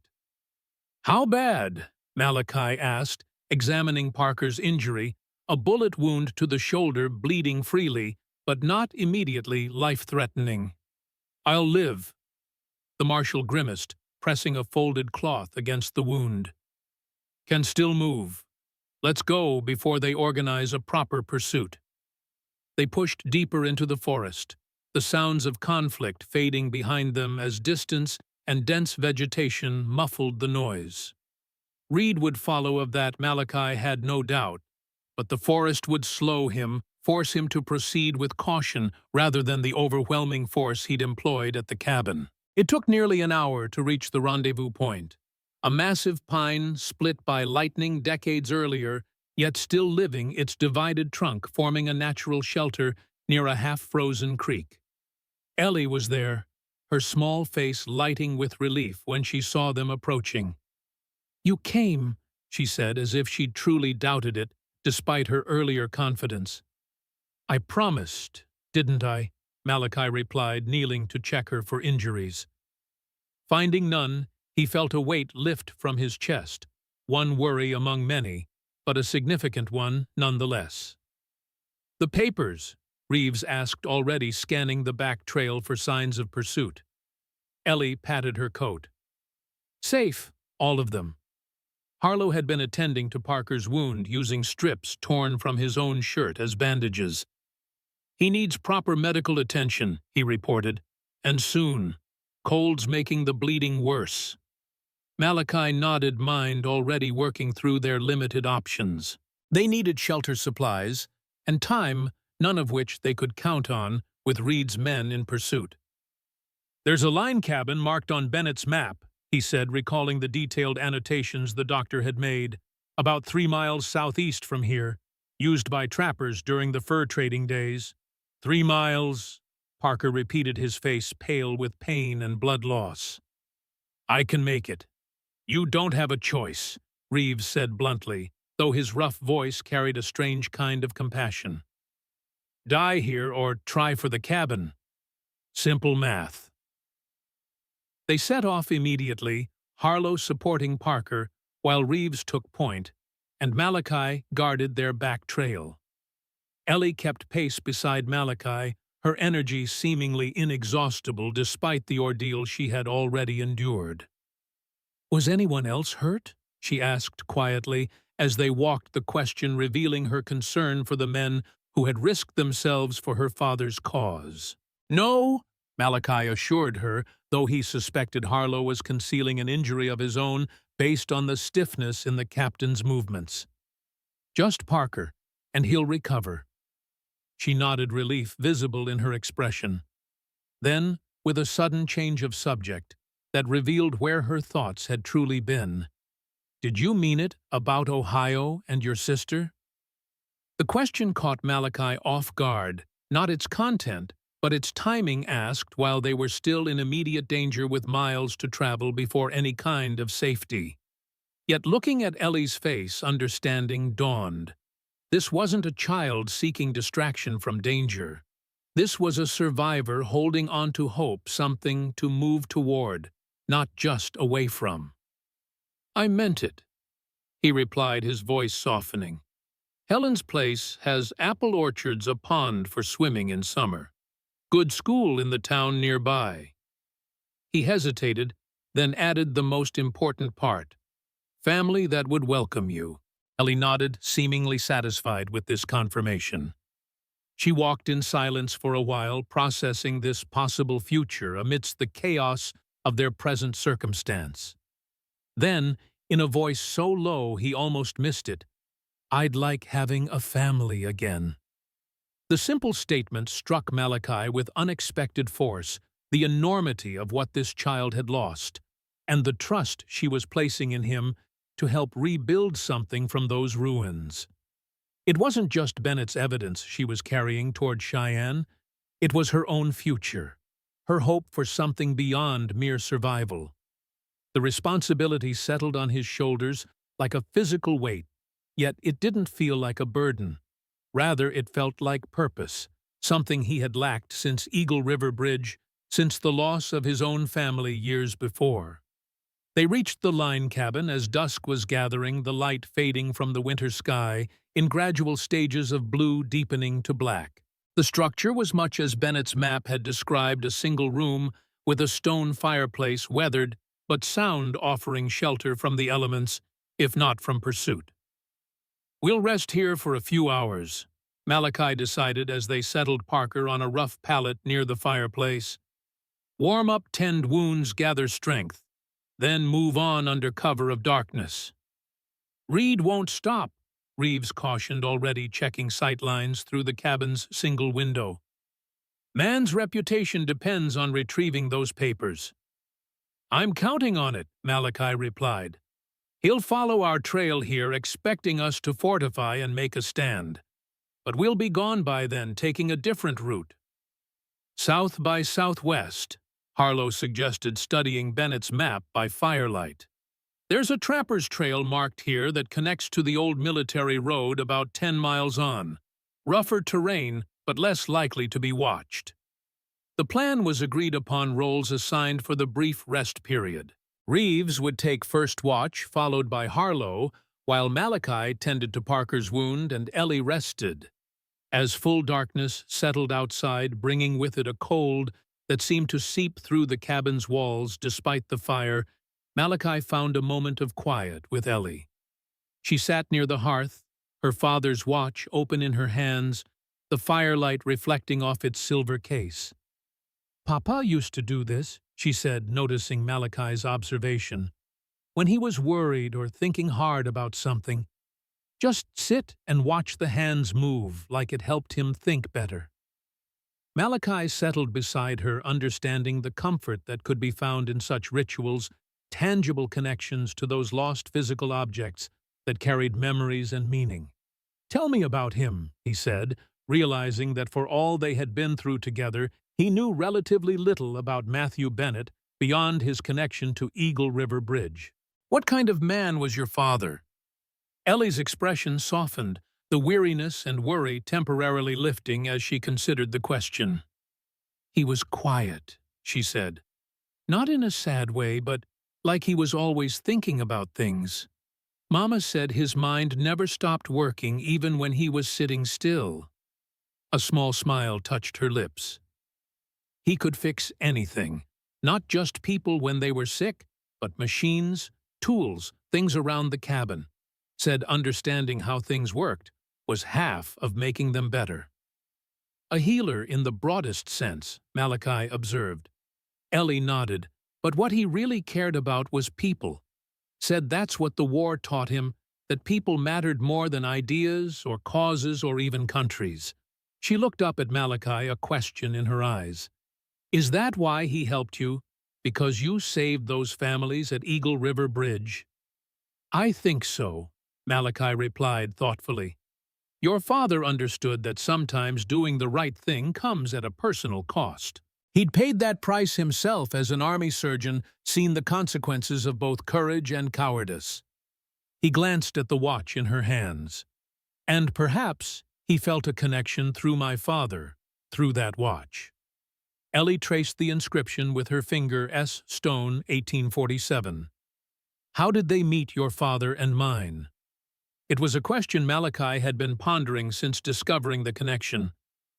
"My father fought in the Mexican-American War," he said. "He didn't speak of it often, but he mentioned a field surgeon once, a young doctor who'd treated him after Buena Vista. Said the man had saved his leg when others would have amputated." He looked at the watch thoughtfully. "I wonder if that was your grandfather, or perhaps your father, early in his career. Papa told me once that his father taught him medicine during a war, Ellie offered. Said it wasn't the proper way to learn, but it taught him what really mattered about healing. A connection across generations, Malachi mused. Your family and mine linked by service and sacrifice long before Eagle River Bridge. The realization felt significant, somehow not mere coincidence, but something deeper, a pattern revealed rather than created. Papa believed things happened for reasons, Ellie said, closing the watch with a soft click. Not like fate, exactly, but like pieces fitting together when you finally see the whole picture. And what picture do you see now? Malachi asked, curious about her perspective on their unlikely alliance and desperate journey. She considered the question with the serious attention she brought to everything, her young face solemn in the firelight. I think, she began slowly, I think Papa knew someone would need to finish what he started. That's why he left Clues Maps the watch with the hidden key. He was preparing even before he died. Her voice grew stronger as she continued. And I think you were meant to be the one who found us, who helped carry his work forward. Because of what happened at Eagle River Bridge, because of who you are. The simple faith in her words touched something deep within Malachi, a belief in purpose and meaning that he had lost during his years of solitary wandering. This child, who had endured more loss in her short life than many adults, still maintained a fundamental trust in the rightness of their cause and the value of truth, regardless of cost. Your father would be proud of you, he said quietly. Your courage, your determination, the way you've carried his work forward when many adults would have given up. A blush colored her cheeks at the praise, though her expression remained solemn. I just did what needed doing, she said simply. Like Papa would have, like you did at Eagle River Bridge. The comparison startled him, the notion that his own actions years earlier might have served as some kind of model or inspiration. He had spent so long thinking of Eagle River Bridge as a failure, a moment when doing right had cost him everything that he had almost forgotten. The lives saved by that choice, the families who had crossed to safety because one officer had valued their lives above orders. Before he could respond, Reeves appeared from his post at the window, his expression grim. Movement in the trees to the north, he reported tersely. Lantern light, at least 3 sources. Reeds found our trail faster than expected. The moment of reflection shattered tactical reality, reasserting itself with cold urgency. How far? Malachi asked, already moving to check his weapons. Half-mile, maybe less, moving cautiously but steadily. We need to go now, Harlow said, helping Parker to his feet. The marshal's face was pale with pain and blood loss, but determination burned in his eyes. Before they have us surrounded. Southwest Trail, Malachi confirmed, into the deep forest away from the main paths. It's our best chance. He turned to Ellie, finding her already gathering her few possessions, her small face set with the calm resolve that continued to humble him. Stay close to me. If we get separated, remember the route on your father's map. Keep moving toward Cheyenne, no matter what. She nodded, securing her father's watch and papers inside her coat. I remember. They slipped out the cabin's rear door into a night so cold it seemed to crystallize the very air in their lungs. Stars blazed overhead in a black velvet sky, their cold light reflecting off the snow to create a landscape of silver and shadow. Beautiful, yet utterly indifferent to the human drama unfolding beneath it. Reeves took point, his hunter's instincts for terrain and movement serving as their guide through the darkness. Harlow and Parker followed the captain, supporting his wounded companion with grim determination. Malachi and Ellie brought up the rear, the lieutenant keeping careful watch on their back trail, while the child matched his pace with the resilience that had become familiar. They had gone perhaps half a mile following a frozen stream that wound through the forest like a silver ribbon. When the night erupted behind them, shouts and gunfire from the direction of the cabin they had abandoned. "Reed's found the cabin empty," Harlow observed grimly. "He'll know we've fled, start searching the surrounding forest." "We need to move faster," Reeves urged, increasing his pace despite the difficult terrain. "Put as much distance as possible between us and them before they pick up our trail again." They pushed on through the night, each step a battle against exhaustion, cold, and the treacherous footing of frozen ground. Parker's condition worsened steadily, the marshal's strength ebbing with each mile despite his iron determination. By midnight he could barely stand, even with Harlow's support. "Slowing you down," he gasped during a brief rest, his breath forming clouds in the frigid air. "Need to keep going. Get the evidence to Thornton." "We're not leaving you behind," Malachi said, firmly recognizing the direction of the marshal's thoughts. "We started this together. We'll finish it together." Parker managed a weak smile. "Noble sentiment, Lieutenant, but tactically unsound." He glanced meaningfully at Ellie, who was sitting nearby, exhaustion evident in every line of her small body, despite her attempts to hide it. "The mission matters more than any one of us. You know that. Military principle." The appeal to Malachi's soldiers' training was deliberate and effective. The harsh reality was that their pace had slowed dramatically due to Parker's injury, increasing the likelihood that Reed would overtake them before they reached safety. Yet abandoning a wounded comrade violated everything Malachi believed about duty and honor, the very principles that had led him to disobey orders at Eagle River Bridge, rather than abandon civilians to their fate. "We need shelter," he said, finally compromising between tactical necessity and moral obligation. "Somewhere to rest, regroup, tend to Parker's wound properly. Then we can make better time." Reeves, who had been scanning the surrounding forest with the practiced eye of a hunter, spoke up unexpectedly. "Smoke," he said, pointing southwest through a gap in the trees. "Faint but steady. Chimney, not campfire." Malachi followed his gesture, straining to see whatever the bounty hunter's sharp eyes had detected.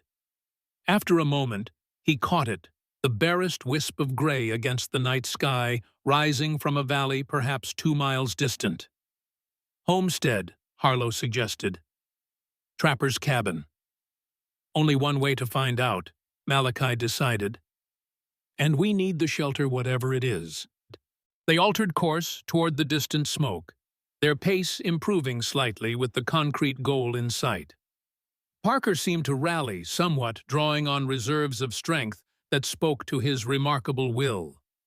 Ellie kept pace without complaint, though Malachi could see the exhaustion in her dragging steps, the way she sometimes stumbled on terrain that would normally present no challenge. The source of the smoke proved to be a small trading post nestled in a hollow surrounded by pines, a collection of log buildings arranged around a central yard light visible through a single window despite the late hour.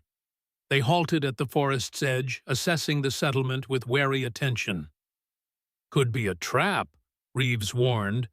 "Reed could have men watching places like this." "Could also be help," Harlow countered.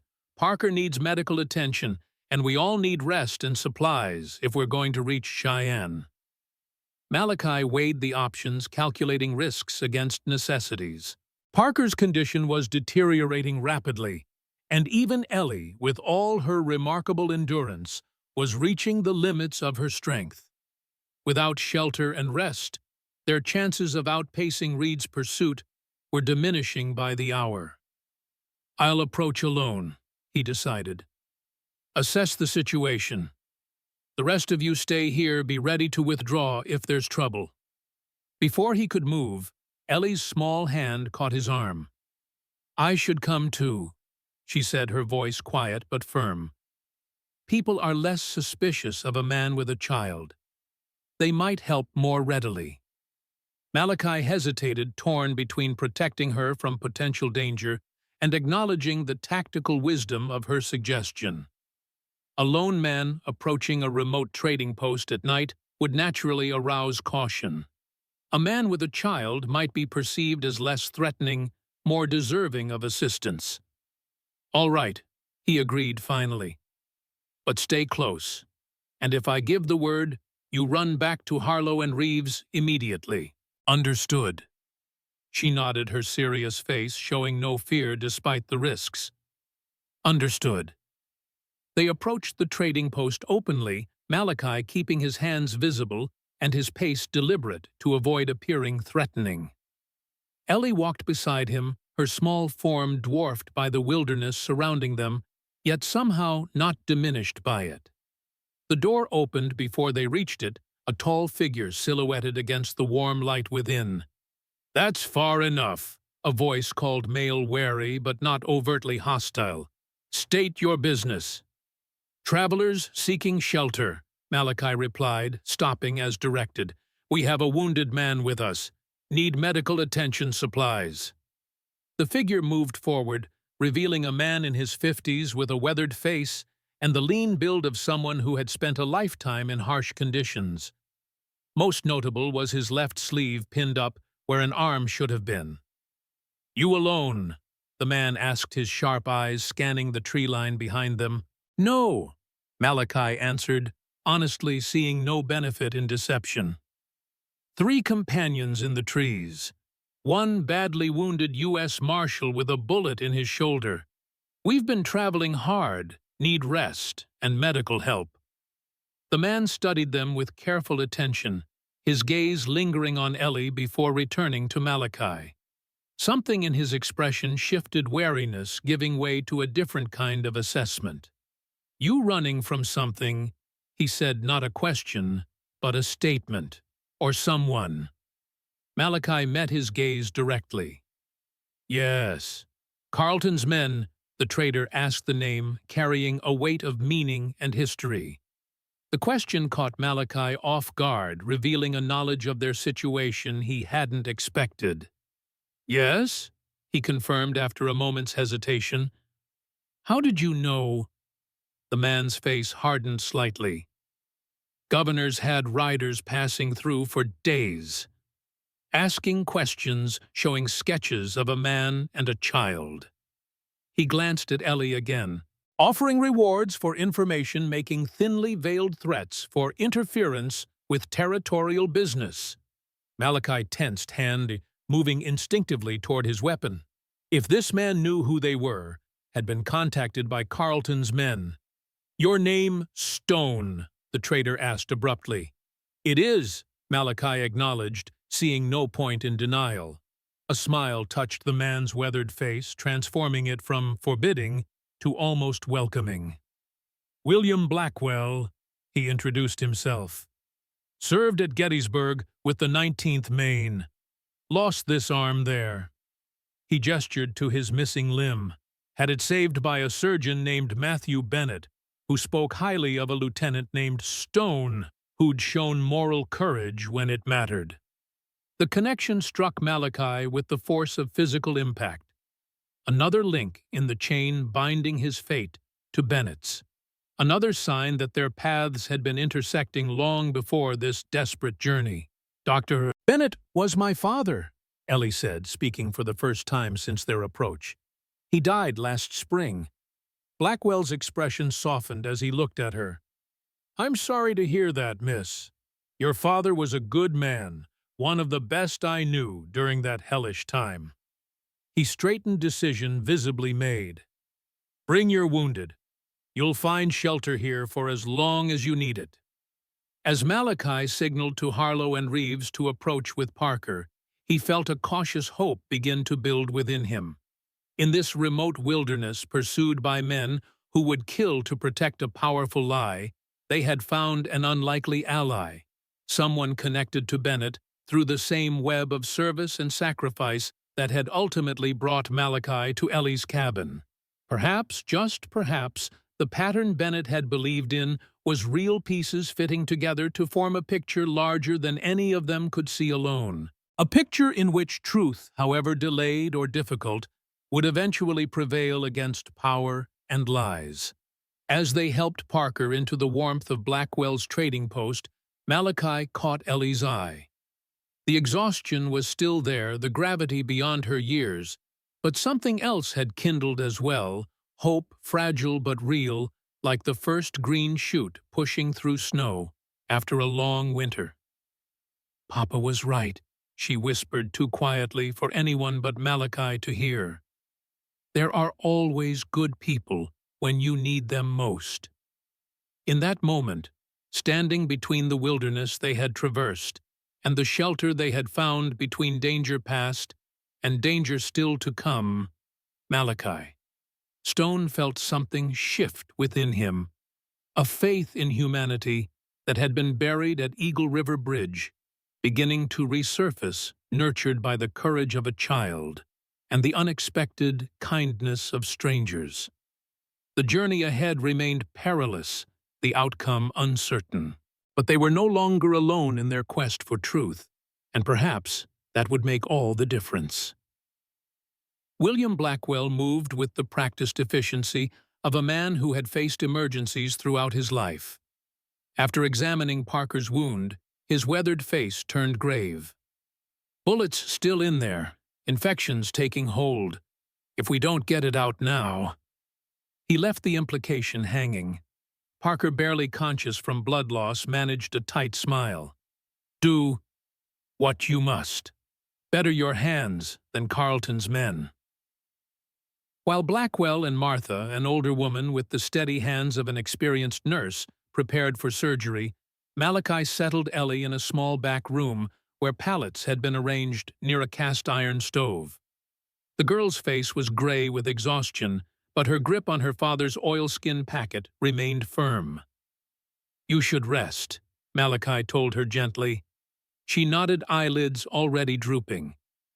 "Wake me if anything happens," she murmured, not a request, but a directive. "I promise." He watched as she curled on her side, Bennett's precious evidence still clutched against her chest, even as sleep claimed her. With Ellie finally resting, Malachi joined Harlow and Reeves near the stove. The three men formed a tight circle, voices low as they assessed their situation. "How far to Cheyenne?" Malachi asked. 25 miles, maybe 30, Harlow replied, studying Bennett's map. "Normally a day's ride. In these conditions with Carlton's men hunting us," he shook his head grimly. 2 days minimum. "And Reed won't stop," Reeves added. "He knows where we're headed. Every approach to the city will be watched." Malachi considered their limited options. "So we avoid the approaches. Bennett's map shows trapper paths that connect to the city from the west.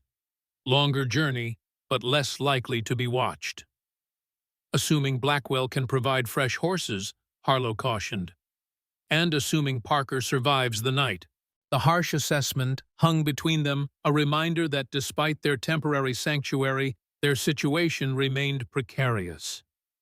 "One problem at a time," Malachi said finally.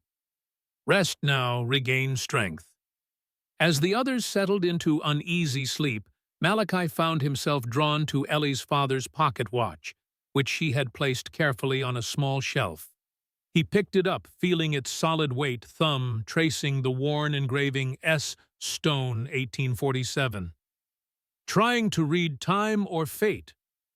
Blackwell's quiet voice interrupted his thoughts as the trader entered, wiping blood-stained hands on a cloth. "Perhaps both," Malachi replied. "Parker. Alive, bullets out. Whether he fights off infection depends on his strength." Blackwell nodded toward the watch. Bennett treasured that timepiece, said it connected him to something larger than himself. "You knew him well." "Well enough to owe him my life twice over," Blackwell replied, settling heavily onto a chair. "First at Gettysburg, when other surgeons had written this arm off as hopeless." He gestured to his left side. "Second, when fever nearly took me 3 years later, and he rode 2 days through winter to bring medicines." Sounds like the man his daughter describes. That he was, stubborn as granite when it came to principles. Blackwell studied Malachi with new interest. He spoke of you, you know, said you were the rare officer who remembered duty was about protecting people, not following orders. He paused meaningfully. Said you reminded him of someone he'd known during an earlier war, someone who'd chosen right over easy when it mattered most. Malachi glanced at the pocket watch, understanding dawning. My father, Samuel Stone. Blackwell nodded. Bennett's father was a field surgeon in Mexico. Your father saved him at Buena Vista, gave him that watch afterward as a token of friendship. A connection across generations, Malachi mused. Our families linked by service long before Eagle River Bridge. The realization felt significant, not mere coincidence, but something deeper, a pattern revealed rather than created. Bennett believed things happened for reasons, Blackwell continued. When he began gathering evidence about Carlton, he mentioned you specifically said it was fitting that a stone should help correct an injustice. The parallel struck Malachi forcefully, the notion that his actions at Eagle River Bridge might have been guided by the same principles that had driven his father in a different war. Bennett never approached me directly during my years in the wilderness, he said. He was building his case first, and he was concerned about your state of mind after 6 years of exile. Wanted to approach you with proof, not just accusations. Blackwell's expression hardened. But Carlton found him first. The fever that took Matthew and his wife was no accident. Yet, they left Ellie alive, Malachi said, voicing the question that had troubled him since learning the truth. Because children aren't threats in Carlton's calculation. A child alone in a remote cabin would either die naturally or be taken in by neighbors who'd know nothing of her father's work. Blackwell glanced toward Ellie's sleeping form. They underestimated her, just as they underestimated her father's foresight. Silence settled between them, each man contemplating the chain of events that had brought them to this moment. Bennett's meticulous gathering of evidence, Carlton's murderous response, Ellie's remarkable resilience, Malachi's unexpected role in carrying forward a quest for justice with roots in his own past. You should rest, Blackwell said finally. Dawn comes early, and you've got hard riding ahead if you want to reach Cheyenne before Carlton realizes where you're bound. They departed before first light. Mounted on fresh horses, Blackwell had provided strong mountain stock, accustomed to difficult terrain and winter conditions. As they rode from the trading post, Malachi caught a final glimpse of Blackwell standing in the doorway, a solitary figure watching their departure with the gravity of someone who understands what is at stake. They traveled in silence initially, each focused on the difficult terrain. Reeves took point, his hunter's instincts proving invaluable in the snow-covered landscape. Harlow maintained vigilant watch on their flanks while Malachi and Ellie brought up the rear. It was near midday when they reached a ridge offering a momentary view across miles of wilderness, a panorama of white-clothed forest stretching toward distant mountains. How much farther to Cheyenne? Ellie asked, drawing her pony alongside Malachi's mount. 2 days if we push hard, he replied honestly. Longer if the weather turns or we encounter problems. She nodded, accepting this assessment without complaint. And once we reach the judge. What happens then? The practical question caught Malachi unprepared. Focused on the immediate goal of delivering Bennett's evidence, he had given little thought to what would follow. Judge Thornton will review the evidence. If he finds it compelling, he can issue warrants for Carlton's arrest on charges of falsifying military records, obstruction of justice, possibly conspiracy regarding your parents' deaths. And you, she pressed, will they clear your name? That's the hope.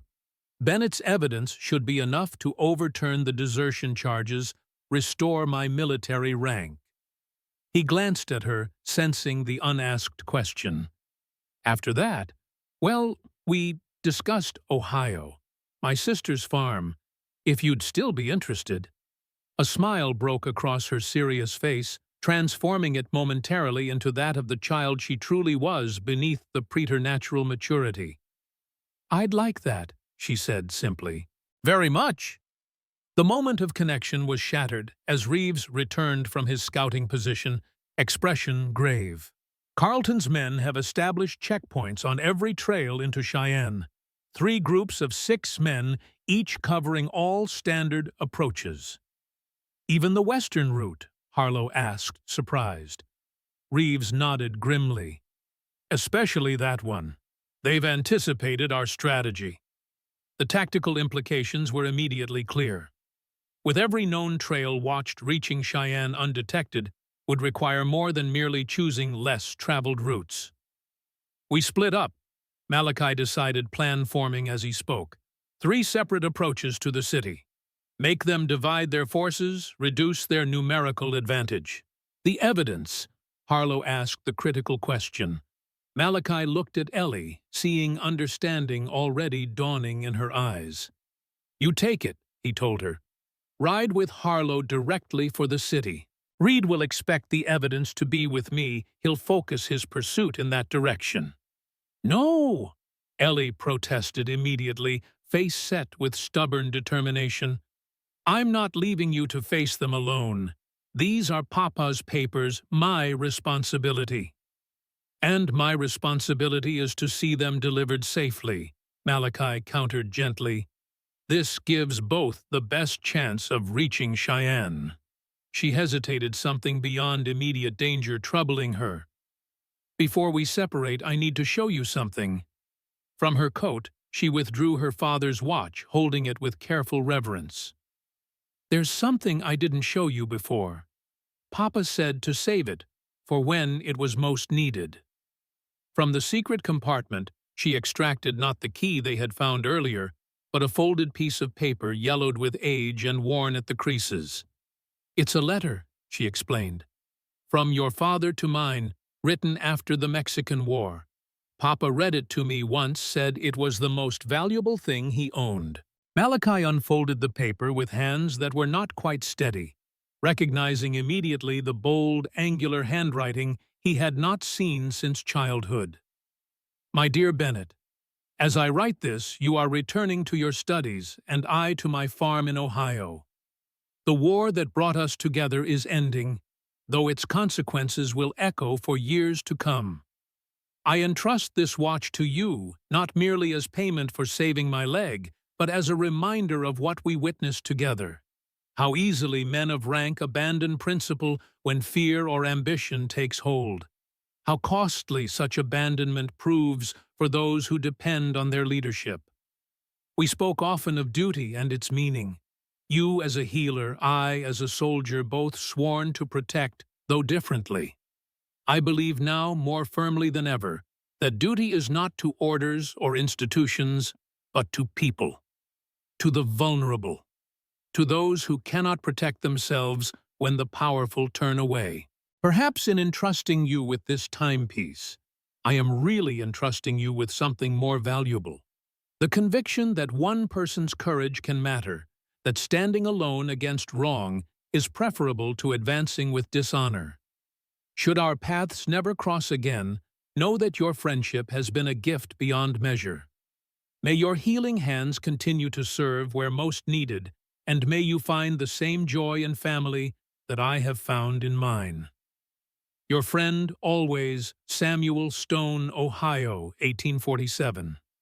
Malachi stared at the letter long after he finished reading, his father's thoughts preserved through decades, and now returned at the moment of greatest need. Papa said your father was the bravest man he ever knew, Ellie said quietly. Said Samuel Stone taught him that courage wasn't about not being afraid, it was about doing what's right, even when you're terrified. They'd want us to stick together, she added, returning to the question of separation. Both believed in standing up for what's right, even when dangerous. Malachi refolded the letter, carefully returning it to her safekeeping. The connection to his father had strengthened his resolve, but also clarified his priorities. Your father and mine understood that sometimes protecting others means taking the harder path yourself, he said gently. The best way to honor their legacy is to ensure their work wasn't in vain, to get Bennett's evidence to Judge Thornton no matter the personal cost. She studied him for a long moment, those two old eyes seeing beyond words to the conviction behind them. "You're coming back," she said finally, not a question but a declaration. "After we deliver the papers. You promised Ohio." "I promised," he confirmed. "Apple orchards and pond swimming. Family." Acceptance replaced resistance as she recognized the necessity of separation despite her fears. "I'll hold you to that, Mr. Stone," she said, momentary smile touching her lips before her face resumed its gravity. With that, their plan took shape with swift efficiency. Harlow would take Ellie and the evidence directly toward Cheyenne's eastern approach. Reeves would create a diversion to the south, while Malachi would take the most visible route, deliberately allowing himself to be spotted. 2 hours, Malachi told Harlow. "Give me that long to draw their attention before you make your final approach. Once inside, go directly to the courthouse." As Ellie transferred her father's papers to Harlow's saddlebags, Malachi found himself watching her with mingled pride and apprehension. This child, who had already endured so much, was undertaking yet another dangerous mission. "Be careful," he told her as she mounted her pony. "And remember—" "I know," she interrupted. "Ohio." The single word contained worlds of meaning between them, not just a destination but a future, a promise, a family that might yet be if they survived the dangers immediately ahead. "Ohio," Malachi confirmed, clasping her small hand briefly. "I'll see you there." With final nods, they separated, Harlow and Ellie riding East Reeves southwest, and Malachi taking the most visible route south, deliberately making his presence known. The plan worked initially. Within an hour, Malachi spotted the first of Reed's scouts, a distant figure observing from a ridgeline before disappearing to report his location. Good. The more of Carlton's men focused on him, the better Ellie and Harlow's chances. By mid-afternoon, Reed himself appeared with 4 men following at a distance that suggested confidence rather than urgency. Hunters who know their quarry has limited options. Malachi allowed them to close the gap gradually, ensuring they remained focused entirely on his capture. Cheyenne's buildings were visible in the distance, tantalizingly close, yet impossibly far, given the pursuit at his back. Finding a small rise that offered minimal cover, a fallen log partially buried in snow, Malachi dismounted, slapped his horse away, and took position. Not enough to withstand sustained fire, but sufficient for his immediate purpose.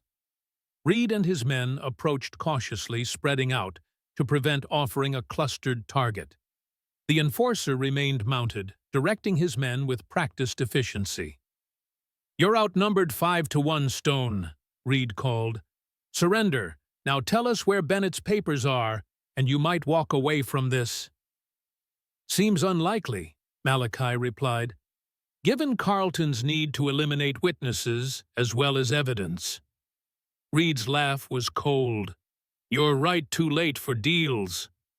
He scanned the surrounding terrain with obvious satisfaction. "No sign of your companions.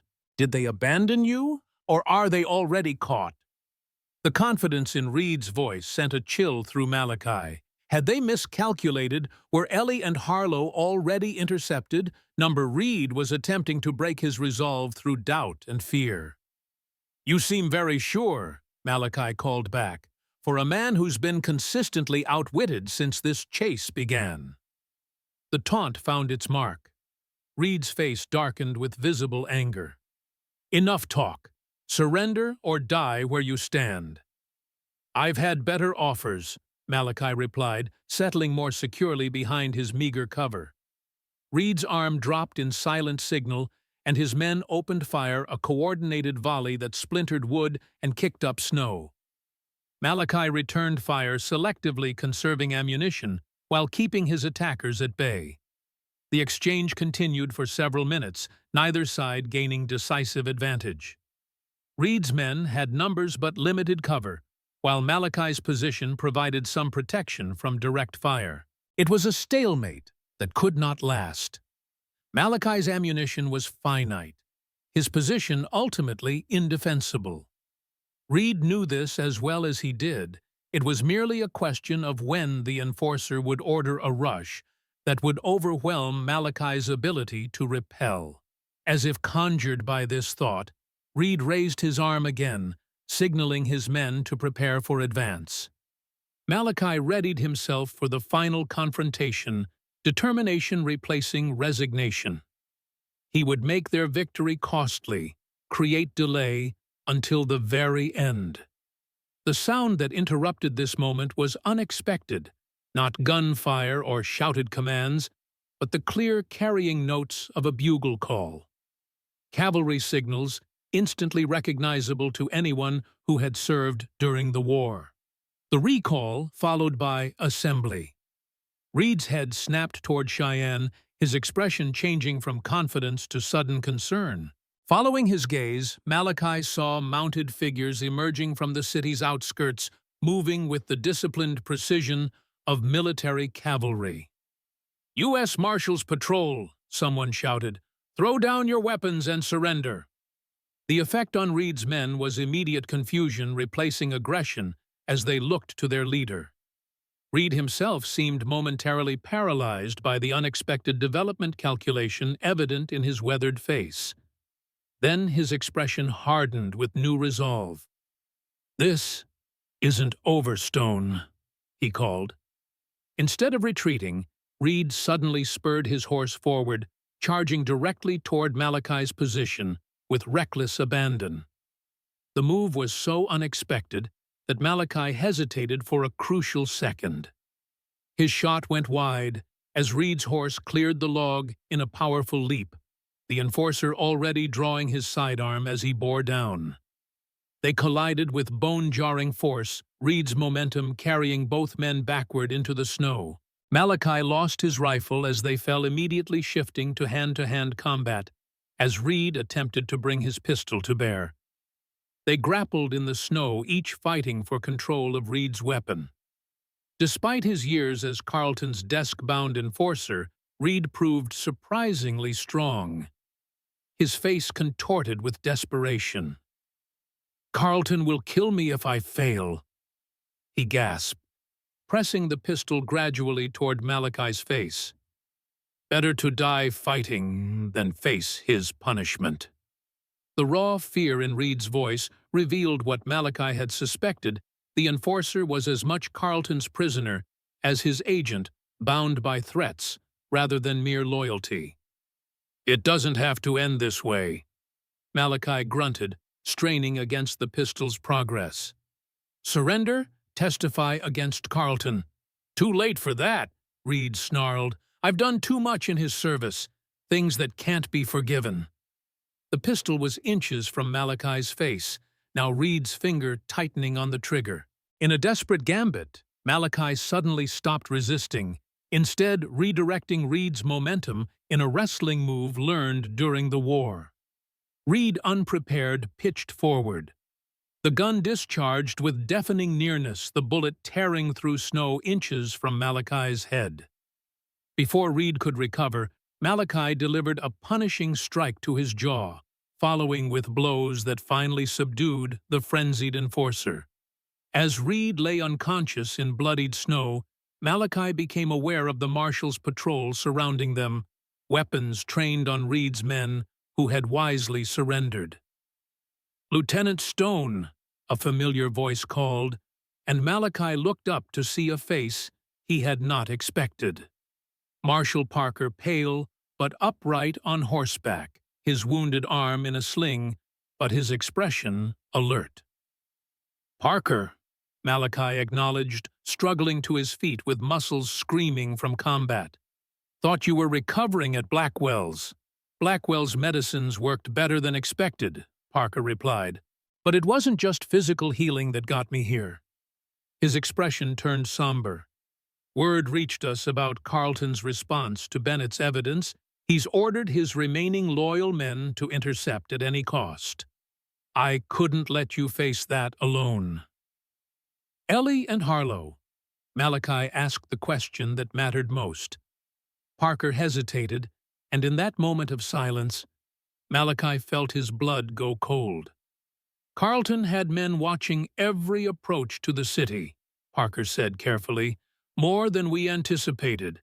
Harlow and the girl were spotted about an hour ago, heading for the eastern entrance." "Were they captured?" Malachi demanded, already moving toward the nearest horse. "We don't know," Parker admitted. "I dispatched men immediately, but by the time they reached the location—" He shook his head grimly. "Signs of struggle.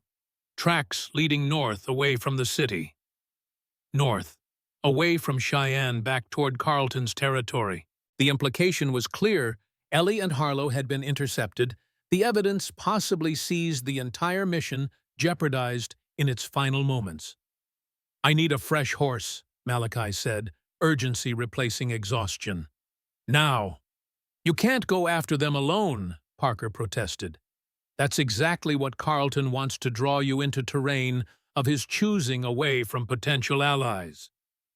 "I don't have a choice," Malachi replied, already mounting a horse one of Parker's deputies had brought forward. "It's Ellie. It's Bennett's evidence. Everything we fought for." Parker recognized the futility of argument. "At least take reinforcements," he said, signaling to several of his men. "And this." He handed Malachi a folded document bearing an official seal. "Judge Thornton's warrant for Carlton's arrest issued this morning, based on partial evidence we'd already received from earlier messengers Bennett had sent. Carlton doesn't know it yet, but his authority is already formally revoked." Malachi tucked the document inside his coat. "How many men does Carlton have left at his disposal?" "Unknown," Parker admitted, "but fewer than before. Many have deserted since word of the warrant began spreading. Those who remain are the truly loyal or the most compromised." Which meant they would fight the hardest with nothing left to lose. "Where would they take her?" Malachi asked. "Not back to the governor's mansion, surely." "Carlton owns a hunting lodge about 15 miles north of here," Parker replied.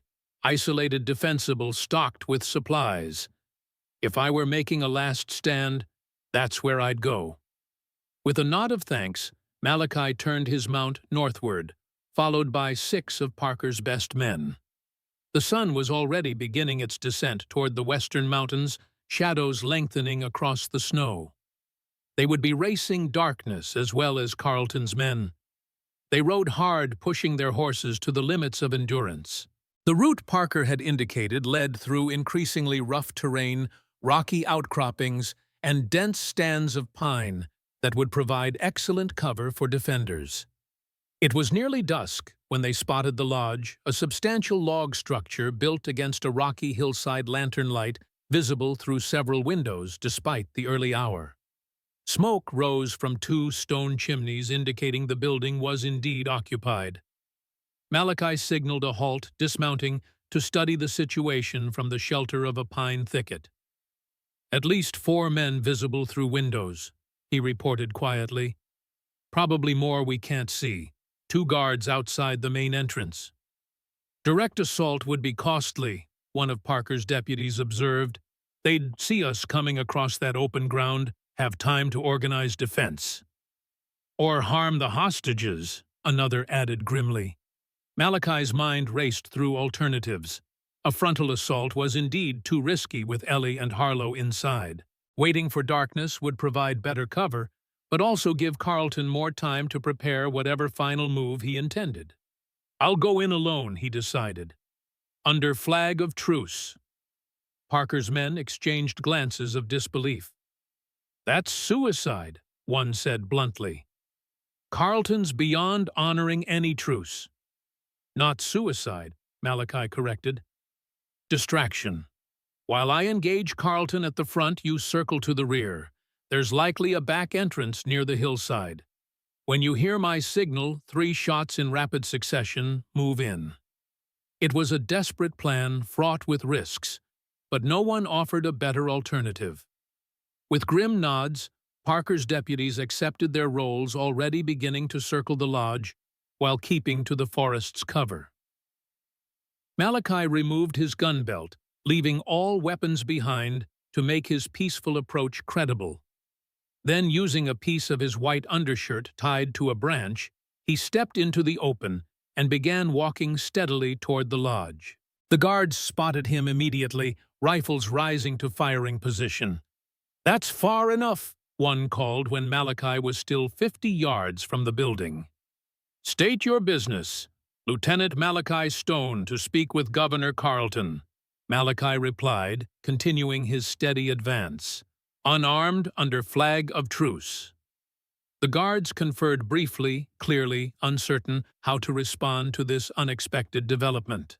Finally, one disappeared inside, presumably to consult with Carlton, while the other kept his rifle trained on Malachi's approaching figure. Moments later, the door opened again, and a voice Malachi hadn't heard in 6 years called out, "Let him approach, but search him thoroughly." Carlton himself. So the governor had indeed retreated to this final stronghold, making his stand alongside his most loyal or most culpable men. The guards searched Malachi with professional thoroughness, confirming he carried no weapons before escorting him inside. The lodge's interior would have been impressive under different circumstances.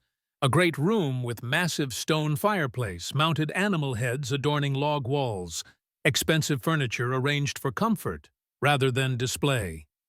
Now it had the tense atmosphere of a military headquarters in retreat maps spread on tables, weapons stacked in corners, men moving with the nervous energy of soldiers expecting attack. In the center of this activity stood Wesley Carlton, still dressed in the formal attire of his gubernatorial office, though his collar was loosened and his normally immaculate appearance showed signs of hasty departure. His face betrayed both surprise and calculation as Malachi was brought before him.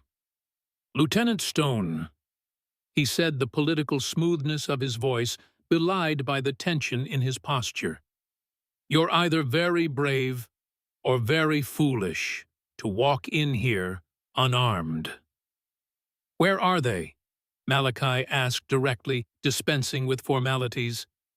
Carlton smiled thinly. "Your companion's quite safe, I assure you, for the moment." He gestured toward a closed door off the main room. "The child is quite remarkable. Refused to surrender Bennett's evidence even when directly threatened.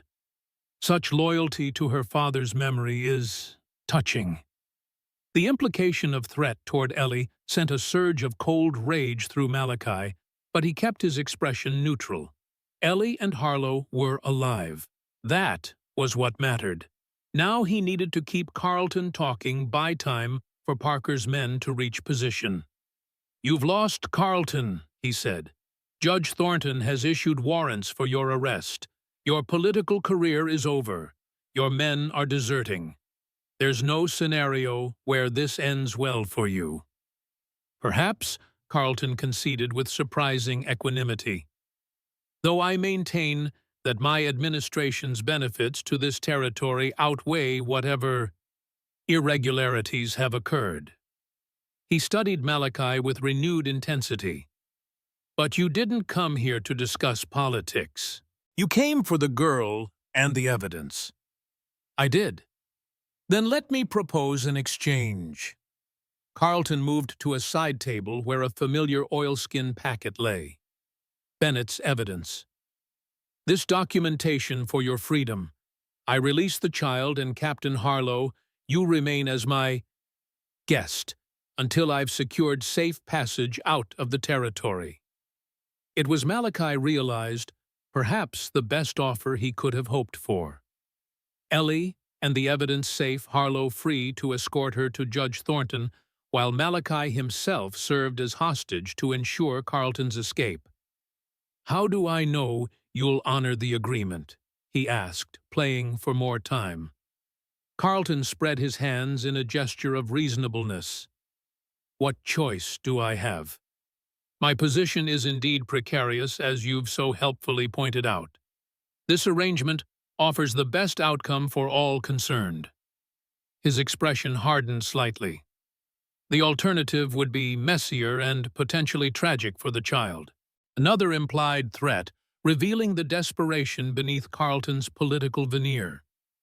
"Let me see them first," Malachi demanded. "Then we'll discuss terms."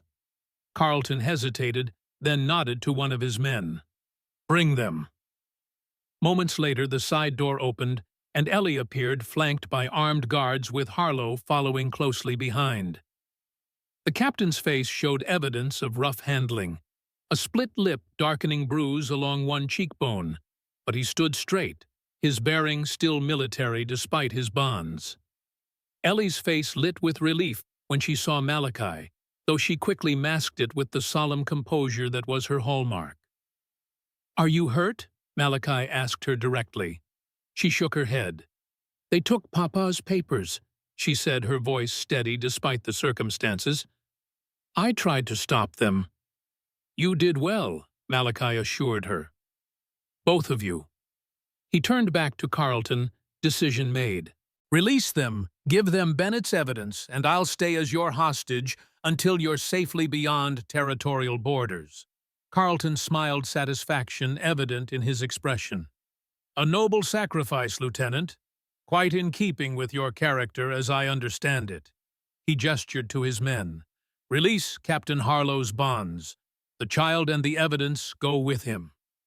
As one guard moved to comply, Malachi caught Harlow's eye, a silent message passing between them. 3 shots. The signal for Parker's men to move in. Somehow he needed to create that signal despite being unarmed. The answer came from an unexpected source. "No," Ellie said, firmly stepping forward, despite her guard's attempts to restrain her. "I'm not leaving without Lieutenant Stone. Not again." Her defiance created momentary confusion, attention shifting from Malachi to the child's surprising resistance. In that instant of distraction, Harlow acted with the decisive speed of a veteran soldier. Though his hands had been unbound, his guards had not yet moved away. He seized one guard's pistol, fired 3 rapid shots into the ceiling, then used the momentary chaos to toss the weapon to Malachi. The room erupted into pandemonium. Carlton's men reaching for weapons, Harlow tackling the nearest guard, Malachi catching the thrown pistol and immediately firing at the lantern overhead, plunging the room into sudden darkness broken only by firelight. "Down!" Malachi shouted to Ellie, who dropped instantly to the floor, as he'd taught her during their wilderness journey.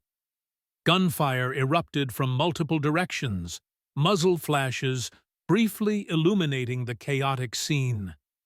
Through it all, Malachi focused on reaching Ellie crawling through the darkness toward where he'd last seen her. His hand found hers in the darkness, small fingers gripping his with desperate strength. "Stay with me," he told her. "We're getting out of here." Outside, new sounds joined the chaos. Parker's men breaching the rear entrance shouted commands, the crash of breaking glass as windows became entry points. Carlton's last stand was collapsing around him, his men caught between attackers from both directions.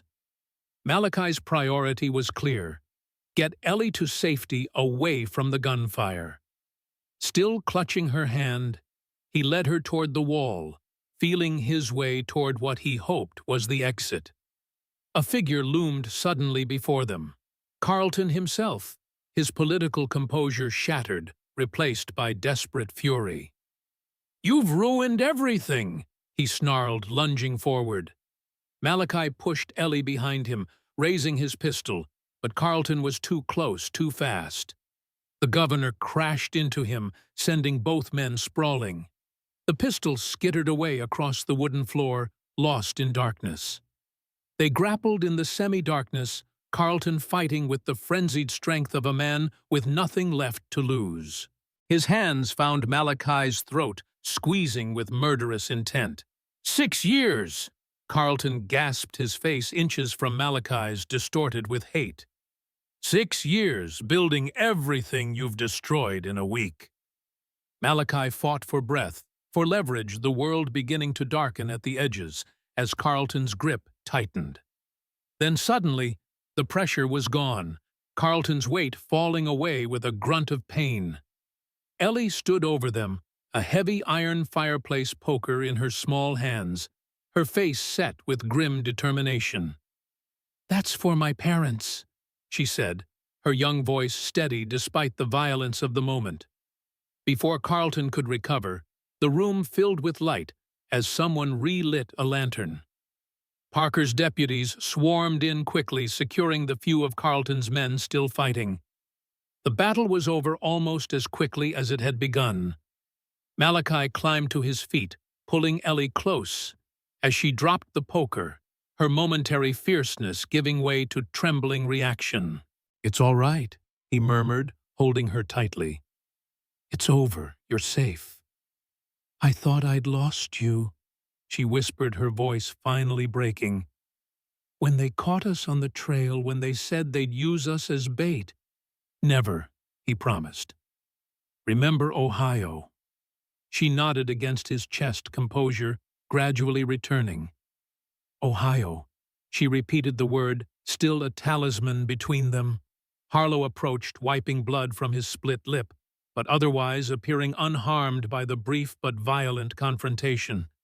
"Bennett's evidence is secure," he reported, holding up the familiar oilskin packet. "Carlton's men didn't have time to destroy it." Marshal Parker entered through the shattered rear door, surveying the scene with professional assessment. "Governor Carlton," he announced, formally approaching the fallen politician who was being secured by deputies. "You're under arrest for falsification of military records, obstruction of justice, conspiracy to commit murder, and resistance to lawful authority." Carlton, his fine clothes now torn and dirty, his face bruised from Ellie's desperate intervention, looked up with hatred still burning in his eyes. "This isn't justice, Parker," he spat. "It's revenge, Stones, revenge for Eagle River Bridge, using a child's grief as its instrument." "No," Ellie said quietly, stepping forward despite Malachi's protective hand on her shoulder. "It's the truth. My father gathered it. Lieutenant Stone protected it. I carried it." She looked down at the fallen governor with a composure beyond her years. "You killed my parents because they knew what really happened. That's not revenge. That's justice." In her simple declaration, something shifted in the room, the recognition that this child who had lost everything understood principles of right and wrong more clearly than the powerful man before her. Carlton had no response, his gaze dropping before Ellie's steady regard. With a nod to his deputies, Parker had the former governor removed his political career, ended not in the grandeur of high office, but in the ignominy of defeat. "Let's get you to Cheyenne," Parker told Malachi and Ellie. "Judge Thornton is waiting for Bennett's evidence, and I imagine both of you could use some proper rest." As they emerged from the lodge into the clear night air, stars blazing overhead in the black velvet sky, Malachi felt something release within him. A tension carried so long it had become part of his very being. 6 years of exile, of living under false accusation, was ending. Bennett's meticulous evidence would clear his name, restore his honor, give him back a place in the world he had been forced to abandon. But more than vindication, more than restoration, he had found something he had ceased to believe possible during his long exile: connection, purpose, family. In Ellie's unwavering courage, her clear moral vision, her trust in him, despite her many losses, Malachi Stone had rediscovered parts of himself he had thought forever lost at Eagle River Bridge. "What happens now?" Ellie asked, as they mounted horses for the journey to Cheyenne, her practical nature reasserting itself despite the ordeal they had just survived. "Now we deliver your father's evidence to Judge Thornton," Malachi replied. "Carlton will stand trial. My name will be cleared." He looked down at her, this remarkable child who had changed everything. "And then, Ohio, just as I promised." She nodded, satisfaction visible even in the moonlight. "Just as you promised," she repeated. Family. 3 days later, they stood in Judge Thornton's chambers as the territorial judge completed his review of Bennett's evidence. The austere man set down the final document, his expression grave but satisfied. "Dr. Bennett's documentation is the most comprehensive I've ever reviewed," he announced. "It leaves no room for doubt about what truly happened at Eagle River Bridge, nor about Governor Carlton's subsequent actions to conceal the truth." He looked directly at Malachi. "Lieutenant Stone, I've already forwarded recommendations to the War Department that your desertion charges be formally dismissed and your military rank and honors restored." It seemed almost too simple after 6 years of exile, a few official communications, some formal proceedings, and the stain on his name would be erased. "How long will all this take?" Malachi asked, thinking of Ellie and the uncertainty that had dominated her life for too long. "The bureaucratic wheels turn slowly," Thornton acknowledged, "but I've emphasized the urgency. Within a month, perhaps 2, everything should be formalized." He hesitated, then added with unexpected gentleness, "In the meantime, there's the question of Miss Bennett's guardianship." Ellie's hand found Malachi's, her grip tightening with sudden anxiety. "We've already decided that," she said firmly. "Mr. Stone is taking me to Ohio." Thornton nodded, though his expression remained cautious. "A laudable plan, one I'm personally inclined to support. However, there are legal procedures for formal adoption, particularly given Lieutenant Stone's complicated status." Malachi felt Ellie's grip tighten further, sensing the fear beneath her composed exterior, fear that bureaucracy might separate them after everything they had endured together. "With respect, Your Honor," he said carefully, "Ellie has been through enough upheaval. If there's any way to expedite the process—" Thornton considered this for a moment, then nodded decisively. "As it happens, I have considerable latitude in such matters, particularly in frontier territories where judicial resources are limited." He reached for a sheet of paper, beginning to draft a document. "A temporary guardianship order effective immediately granting you custody, pending formal adoption proceedings." The simple solution offered without hesitation revealed a compassion beneath the judge's stern exterior that Malachi had not expected. "Thank you, Your Honor," he said, genuine gratitude in his voice. "No thanks necessary," Thornton replied, continuing to write. "I'm merely serving justice, both legal and moral." He glanced up, his penetrating gaze moving from Malachi to Ellie. "Bennett's daughter deserves stability after all she has endured. And you, Lieutenant Stone, have proven your fitness as guardian through your actions." As the judge completed the document, the door opened to admit an unexpected visitor, Reeves looking somewhat uncomfortable in the formal surroundings, but his weathered face showing evident relief at seeing Malachi and Ellie safe. "Bounty Hunter proved quite resourceful," Thornton explained, noting Malachi's surprised expression. "Created a diversion that allowed Marshal Parker's men to track you to Carlton's lodge." Reeves shrugged, uncomfortable with the praise. "Did what needed doing," he said simply. "Figured I owed it, after years of hunting men without asking whether they deserved the hunting." "A change of heart?" Malachi asked, genuinely curious about this transformation. Reeves's gaze moved to Ellie, something softening in his weathered face. "Change of perspective," he corrected. "The girl here reminded me that justice and law aren't always the same thing, that a man needs to answer to his conscience first before any external authority.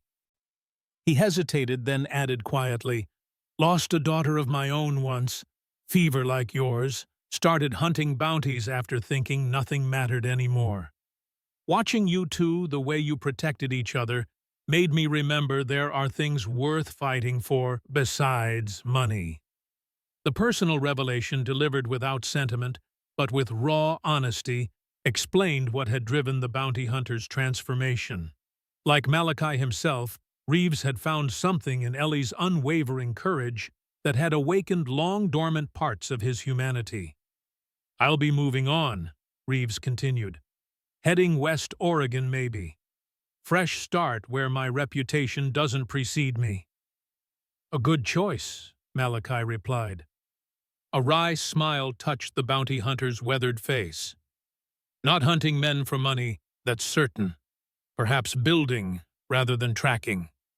He extended his hand. "Wanted to say I was wrong about you, Stone. Wrong about a lot of things." Malachi accepted the handshake, recognizing it as the profound apology it represented. "We all find our way eventually. Some paths just take longer than others." With a final nod to Ellie, Reeves departed his tall figure, moving with the same predatory grace as always, but somehow unburdened, as if the weight of years of questionable choices had been partially lifted from his shoulders. Judge Thornton completed the guardianship document with a flourishing signature, then applied his official seal. "There," he said, handing the paper to Malachi, "legal and binding. Miss Bennett is now officially in your care, Lieutenant Stone." Ellie's face transformed with the first truly unguarded smile Malachi had seen from her, not the fleeting expressions she sometimes allowed, but something full and genuine that revealed the child beneath the preternatural maturity life had forced upon her. "Does this mean we can go to Ohio now?" she asked, hope vibrant in her voice, despite her attempt at practical tone. "Not quite yet," Thornton cautioned gently. "There are still formal statements to be taken, testimony to be recorded for Carlton's trial, but soon, perhaps within the week." A week seemed both impossibly distant and remarkably close after their desperate journey.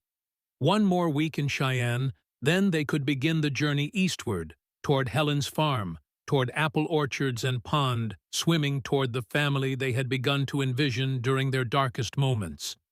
As they left the courthouse into the clear winter afternoon, Malachi found himself looking at Cheyenne with new eyes, not as the desperate destination of a dangerous flight, but as the starting point of a different journey altogether. "What are you thinking about?" Ellie asked, noticing his thoughtful expression as they walked through the snow-covered street. "The future," Malachi replied honestly. "Yours, mine, ours." She nodded, her small face solemn again, but with an underlying contentment that had been absent during their wilderness ordeal. "It's strange," she said after a moment. "A week ago, I didn't know if I'd live to see another day. Now we're planning apple orchards."